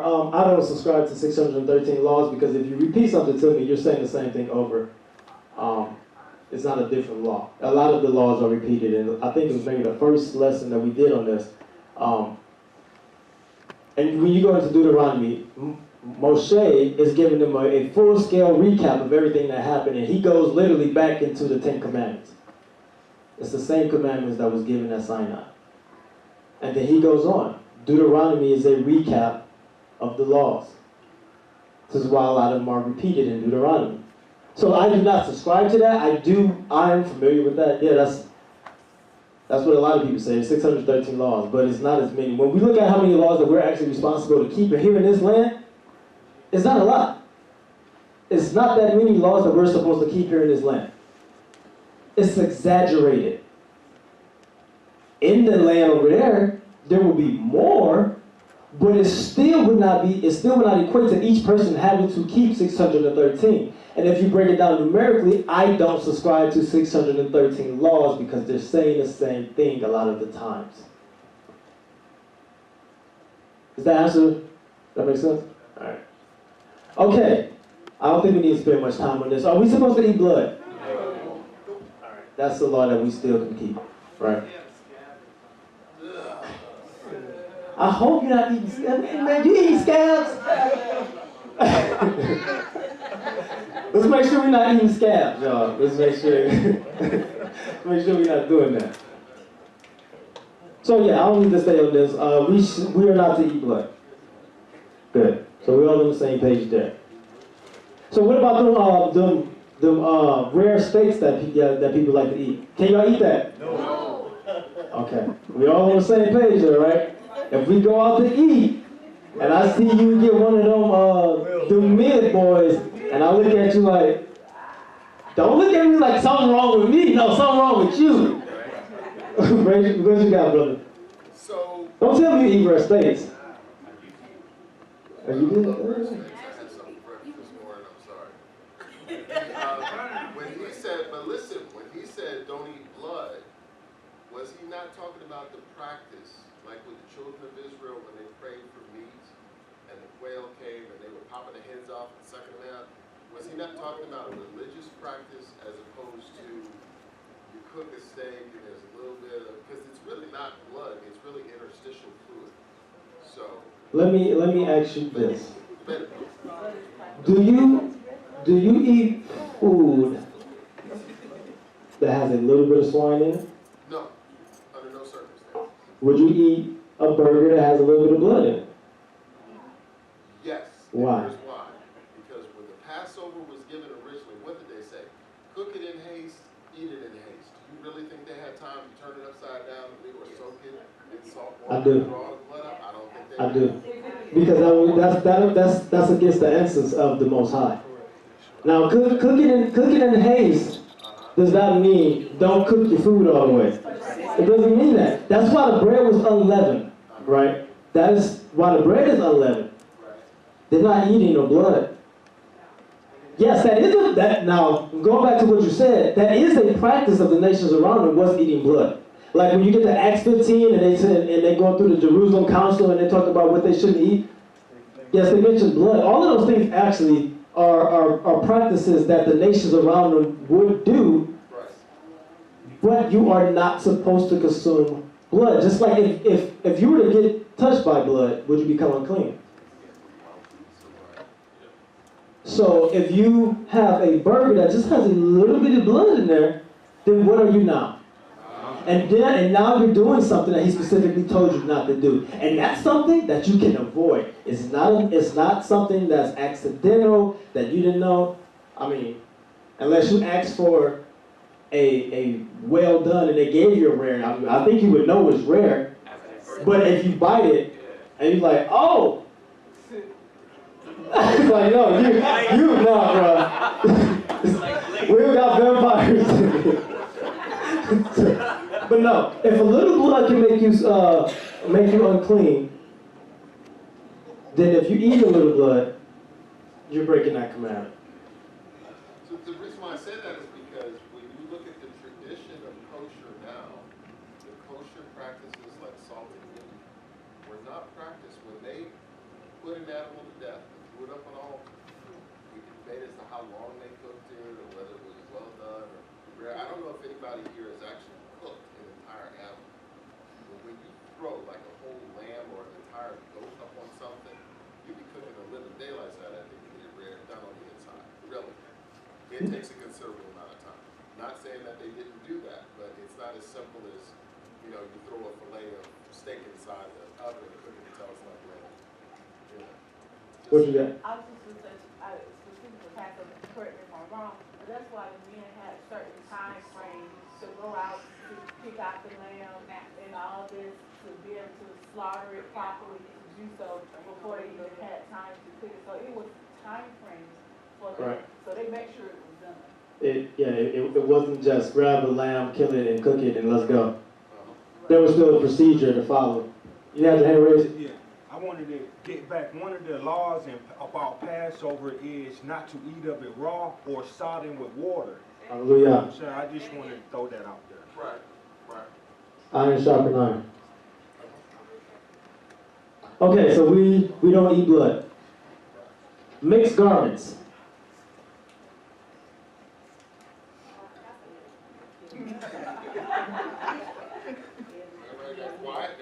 What kind of shirt you got on? He said Polly and Esther. Let me catch one of y'all here with some mixed garments. I'm going to bring you up to the front of the congregation and embarrass you. I'm just playing, no, I'm not. Mixed garments.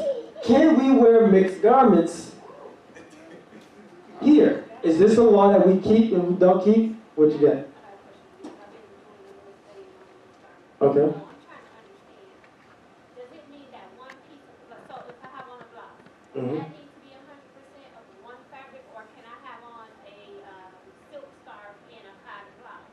Or does my whole outfit have to be cotton? Okay, she said if she has on a silk blouse, silk scarf, cotton blouse, is that breaking that commandment? No. Good question, good question.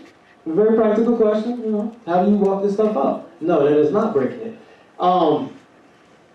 See, I remember when I teach stuff, and I remember specific people who give us specific feedback. I'm looking at you, Donna, because I remember your answer the last time we talked about mixed garments. So I will be calling on you specifically in just a moment. All right? So, mixed garments. What does it say? Leviticus 19:19. You shall keep my statutes. You should not let your livestock breed with another kind. You should not sow your field with mixed seed, nor shall a garment of mixed linen and wool come upon you. Deuteronomy 22:11. You should not wear a garment of different sorts, such as wool and linen mixed together. Now, depending on your translation, it may not say wool and linen mixed together. It may just say of mixed fabric. It may just say something, generic. This is also why I've said over and over, and I'll say it again, make sure that we're not slaves to a translation, that we're always checking multiple translations to see what else is being conveyed, and even go to the Hebrew, if you know how to do that. So according to this translation, which my translation of choice that I always start off with before I go to a different one, because I still compare, is the ESV. And so in the ESV, it says, you should not wear a garment of mixed linen and wool. And then Deuteronomy says wool and linen. So what does that mean? Can anybody pronounce that word?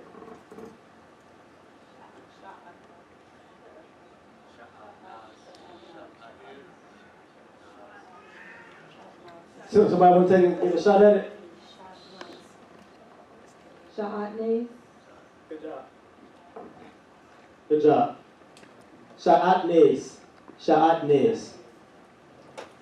And you see this KJV translates garments of diverse sorts, so you may see that in some of the text. But what is it saying? It's saying literally Lindsay Woosley. Do y'all know what that is? I had to look that up. I've never heard of that. This command is very specific. So as my brother said, Polly and Esther, The command is a very practical and functional command. It is made by weaving linen and wool together. So if you have on, according to this definition here, that's telling you linen and wool, if you have on silk and cotton, one being a blouse and the other being a scarf, you can answer your own question. Do you think that will break that command? Okay. So, practically speaking, all right, Donna, you got some feedback for me? Do you remember this? Okay. So the meaning was that the reason you didn't mix the two was because each fabric was for a particular season or weather. So the linen was for the hotter months, hotter season, and the wool for the cooler period of time. She said each fabric was for a particular season or whether wool is for what season? Cooler. And linen is for what? Warmer months. She's absolutely correct. So the physical significance, we're almost done. Pagan priests were known to have worn certain types of garment made of vegetable, flax and linen, and animal, sheep / wool materials. This could have been the main reason for this prohibition. As the Maimonides, the prominent Jewish philosopher and scholar, wrote in Moreh 3:37, the heathen priests adorned themselves with garments containing vegetable and animal materials, while they held in their hand a seal of mineral. This you will find written in their books, and from a practical perspective, from a hygienic point of view, wool and linen have opposing characteristics. Wool has an absorbing and shrinking nature and retains heat, while linen is resistant, non-shrinkable, and a good conductor of heat. Woolen clothes are naturally worn to keep oneself warm, while linen is worn to keep oneself cool. So, from a practical standpoint, you should not wear these garments. This is why he gave the command. From a practical, functional standpoint, does it still apply? Was there anything in that text saying that it applied to the land? No. Was there any priest associated with it? No. Was there a ritual associated with it? Was inheritance associated with it? Should we keep this law?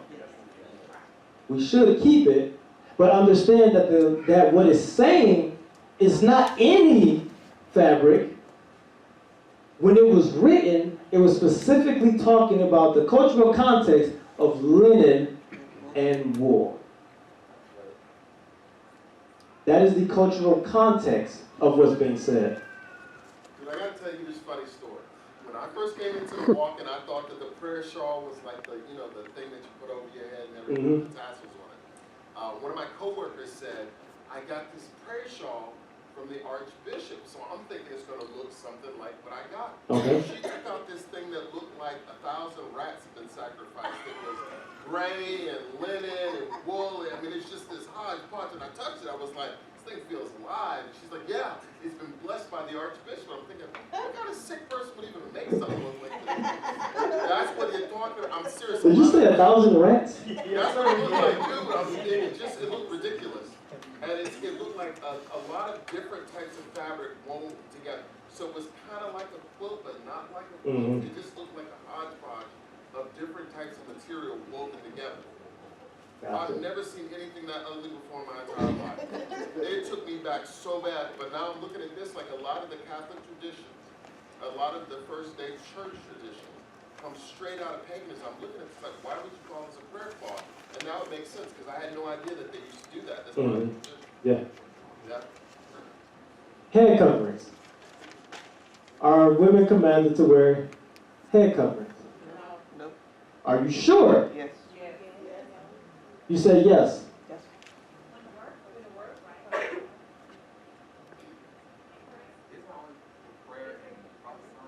He said prayer and prophesying. Okay, so let me ask you this question. Where in the Torah is it commanded for men to cover their head? Let's go with the men first. Are men commanded to cover their head? Yes. At certain times. Certain times when they're praying. Oh, you said Now I was gonna say, like, like the priests would wear like certain stuff in the temple. So I'm just saying at certain times, then they would cover their head. Bingo. The priests were commanded to cover their head. They were. Exodus 28:4. These are the garments that they should make: a breastplate, an ephod, a robe, a coat of checker work, a turban. Some translations may say bonnet. It's a turban, and a sash. They should make holy garments for Aaron, your brother, and his sons to serve me as priests. Exodus 28:40. For Aaron's son you shall make coats and sashes and caps. You shall make them for glory and beauty. The priests were commanded to cover their heads. These are the words behind it, and this is for Exodus 28:40, turban, headgear, and the other one, turban. So, men were commanded to, have y'all heard that before? That there was a command to cover your head. I've only heard people say it about the women. No one says anything about men supposed to cover their head. Now, I have something on my head. Am I allowed to wear this? Why am I allowed to wear it? He says, I'm not a priest functioning in the role of a temple. There is no commandment that I have to or don't have to. That's why. That's why I can wear it. There is no commandment for the layman. And even as a Moreh, it's not commanded that you have to do this or you don't have to do this. All right. So, where in the Torah is the command for women to cover their head?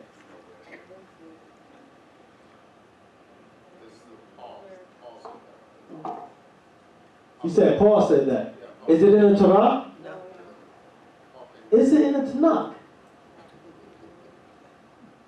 It's not.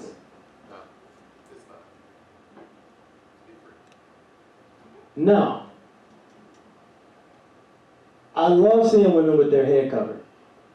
I think it's a beautiful thing. Culturally speaking, I think it's a beautiful thing. But what does the text say? Because there are people who will make you feel bad if you don't have your hair covered. So what? You said what? She said your hair is your covering. One thing we have to keep in mind is that cultural context. For one, Paul cannot say something that contradicts Torah. He cannot. He does not have that authority to do so. Secondly, even in what he's saying, when you get to the last verse, I think it's verse 16, he says, if anyone be contentious, we have no such custom. It is a cultural thing. It is not a command for women to cover their head. It is a cultural thing for women to cover their head. We have one example in at least the Torah. I'm not sure about the Tanakh, but according to the Torah, we only have one example where a woman covered her head and it was not commanded to do so. Genesis 24:63 through 65. And Isaac went out to meditate in the field toward evening, and he lifted up his eyes and saw, and behold, there were camels coming along, and Rebekah lifted up her eyes, and when she saw Isaac, she dismounted the camel, and said to the servant, who is that man walking in the field to meet us? The servant said, it is my master. So she took her veil and covered herself. Now, you have prostitutes who would completely cover themselves, right, so that you don't see anything. But there is no command for women to cover their head. I think you should. That's just my perspective. I think it's a great thing. But if you're asking me, what does the text say specifically? Would you be sinning if you didn't cover your head? The answer is no. That's the answer to that. That is not to discourage you. That's just what the text says. But I think you should continue to cover your head. But that's my opinion and my perspective. Y'all good? And as the Moreh, like you can determine like house rules. This is kind of like the direction that we're going in. What we would like to see, however, not commanded. That's true. That's true. As long as I'm making people know that it's not a command. If that's the house rule, then it's the house rule. As long as I'm making people know that it's not a command and you are not sinning if you do this, then it is what it is. All right, this is the last topic. Last topic.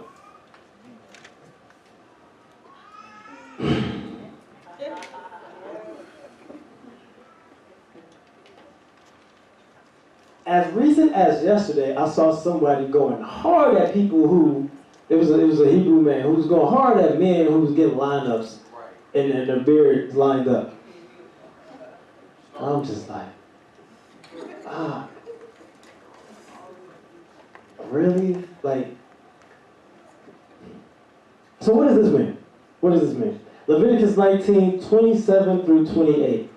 And you shall not round off the hair on your temples or mar the edges of your beard. You shall not make any cuts on your body for the dead or tattoo yourselves. I am Yahuwah. Leviticus 21:5. They shall not make bald patches on their heads, nor shave off the edges of their beards, nor make any cuts on their body. Deuteronomy 14:1. You are the sons of Yahuwah Elohim. You shall not cut yourselves or make any baldness on your foreheads for the dead. What was the reason people would cut themselves or make themselves bald? It's a pagan practice that gives honor to it shows you're afflicting yourself. He said it's a pagan practice that shows you're afflicting yourself.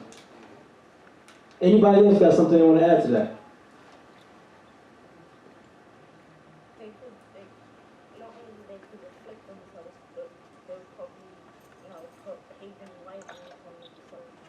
He said they not only would they afflict themselves, they would put pagan writings on themselves. Anybody else want to add something to this? Jeremiah 16:5-7. For thus says Yahuwah, do not enter the house of what? Or go to, or for them. For I have taken away my peace from this people. My steadfast love and mercy declares Yahuwah. Both great and small shall die in this land. They shall not be buried. And no one shall do what? Lament for them or cut himself or make himself bald for them. No one shall break bread for the mourner to comfort him for the dead. Nor shall anyone give him the cup of consolation to drink for his father or for his mother. Anybody want to take a stab at what these verses are about? Yeah, just look at the. It's about mourning. It's about mourning. That sounds like a wake to me. Comforting someone with. Yeah. Jeremiah 41:4-5. On the day after the murder of Gedaliah, before anyone knew it, 80 men arrived from Shechem and Shiloh and Samaria with their beards shaved and their clothes torn and their bodies what? That's cuts on your body, bringing grain offerings and incense to present at the temple of Yahuwah. Isaiah 22:12. And the day that Yahuwah, your Elohim of hosts, calls for weeping and mourning for what? Baldness. And wearing what? Sackcloth. What did they wear sackcloth for? All right. Amos 8:10. I will turn your feast into Mourning. and all your songs into Lamentation. I will bring Sackcloth. on every waist, and I will make it like the mourning for an only son, and the end of it like a bitter day. Isaiah 15:2. He has gone up to the temple, and to Dibon, to the high places to weep over Nebo and Medeba. Moab wails, on every head is baldness, every beard is shorn. So, I read all those just to show you that this practice was a mourning practice. This does not have to do with a man just regular maintenance on himself. It has nothing to do with that. It is you are not to do these specific things for mourning. And even some of the scriptures tells you for the dead. You're not to make cuts on yourself for the dead. Many poly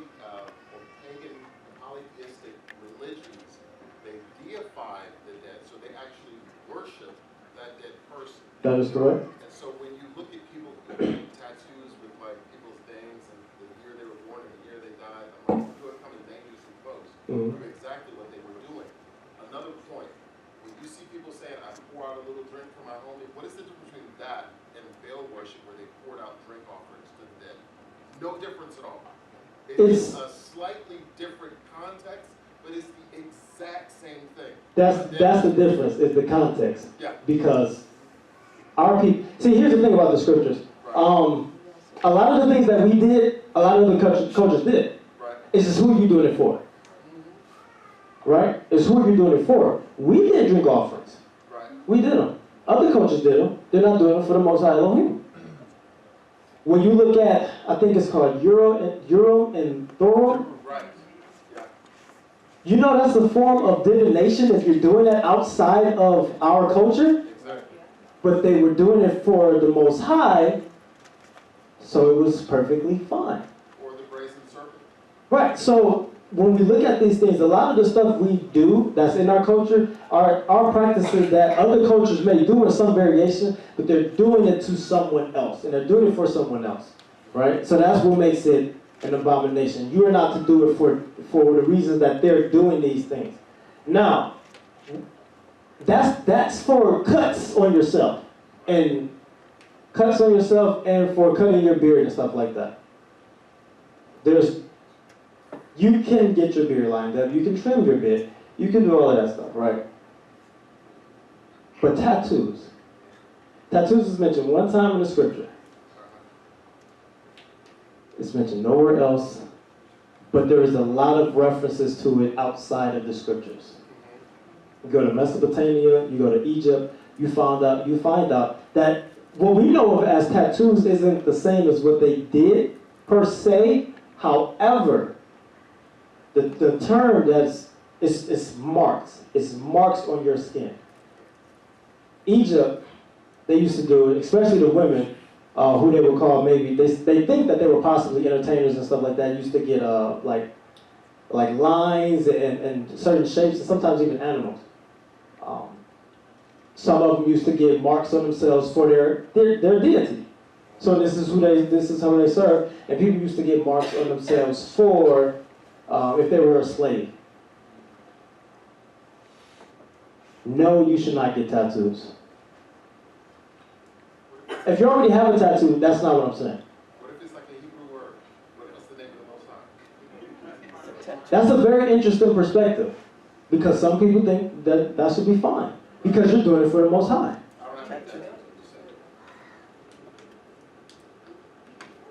He didn't tell us to. He said that he would mark us. He didn't say that we should mark ourselves. There are texts that says that he will mark us with the tar. He put his insignia on us. Not that we go and do it ourselves. So while we do have the leeway to get our hair cut, you shouldn't be cutting yourselves for the dead. You shouldn't be cutting yourselves at all. I don't think I need to say that, but just in case. But biblically speaking, as far as tattoos, no, you should not be getting tattoos, because there is nothing in there that says this is specifically for the dead. And when you look at, because there's no more examples in the text about tattoos, you have to look at outside cultures. And outside cultures did do these markings and these things for various reasons. For various reasons. I think it's something that we should not be doing, because we're not commanded to do so, and there's really no valid reason to do so. This is not saying if you got a tattoo, go remove it. I'm not saying that. I'm saying now that you know the truth, now that you know who you are in this covenant, moving forward, you should not get tattoos. Does that make sense? Yes. Okay.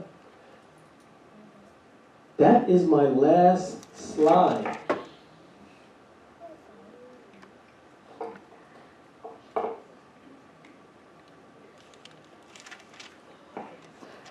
It's important that we figure out, as best as we can, how to walk this stuff out the right way. There are a lot of things that's not completely laid out in the text. There are a lot of things that's not completely laid out. We seek understanding. we study, we research. We do the best we can, and then the understanding that we come to, we move forward with, but always be open for edification. Always be open for correction. No one in here has always been right. No one. So let's make sure that we're trying and we're seeking things with our heart for the Most High and not looking for loopholes. Not looking for ways to get out of doing certain things that He told us to do or to do things that He told us not to do. There is more freedom in the Torah than people give it credit for. But there are some things that He just don't want us to do. So we should accept those things. As His children, when the parent tells their child not to do something, the child may want an explanation, and some parents will say, because I said so. And that should be enough. That should be enough. It's okay if we ask questions. It's okay if we ask questions. I encourage every one of you to ask questions of the Father. What's the purpose for this law? Why is this command given? He wants you to seek out understanding. But let's just make sure that we're not looking for reasons to not obey Him. Hallelujah. Hallelujah. Let's go ahead and stand.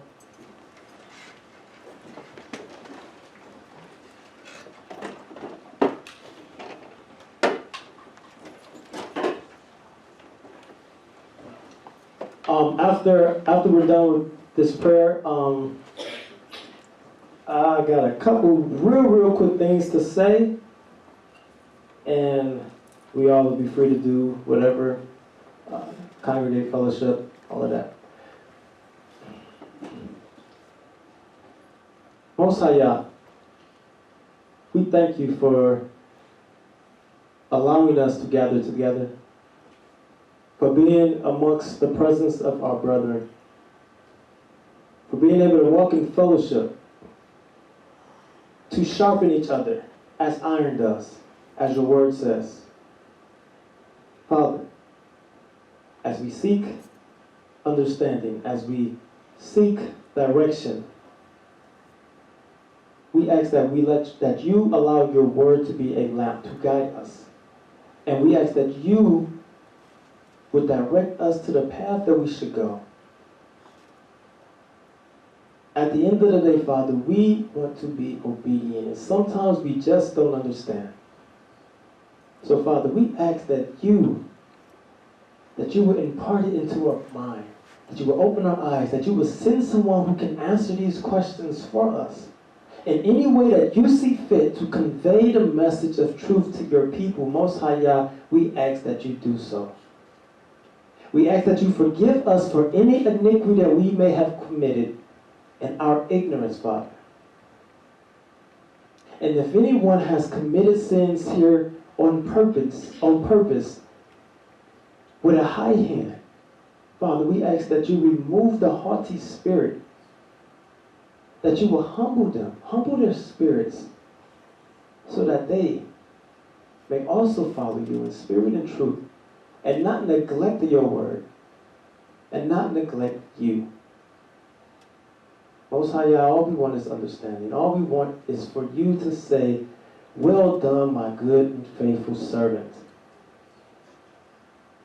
We're seeking to please You, Most High.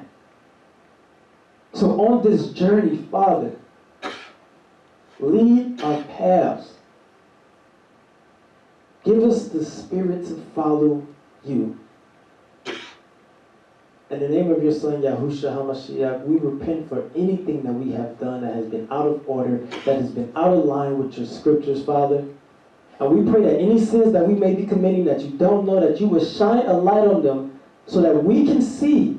So we can see our flaws, Father, so we can be made aware of these things so that we can repent from them and turn back to You. We worship You with our whole heart, our mind, our soul. We give it to You. In the name of your glorious Son, Yahushua HaMashiach, we pray. Hallelujah. Hallelujah.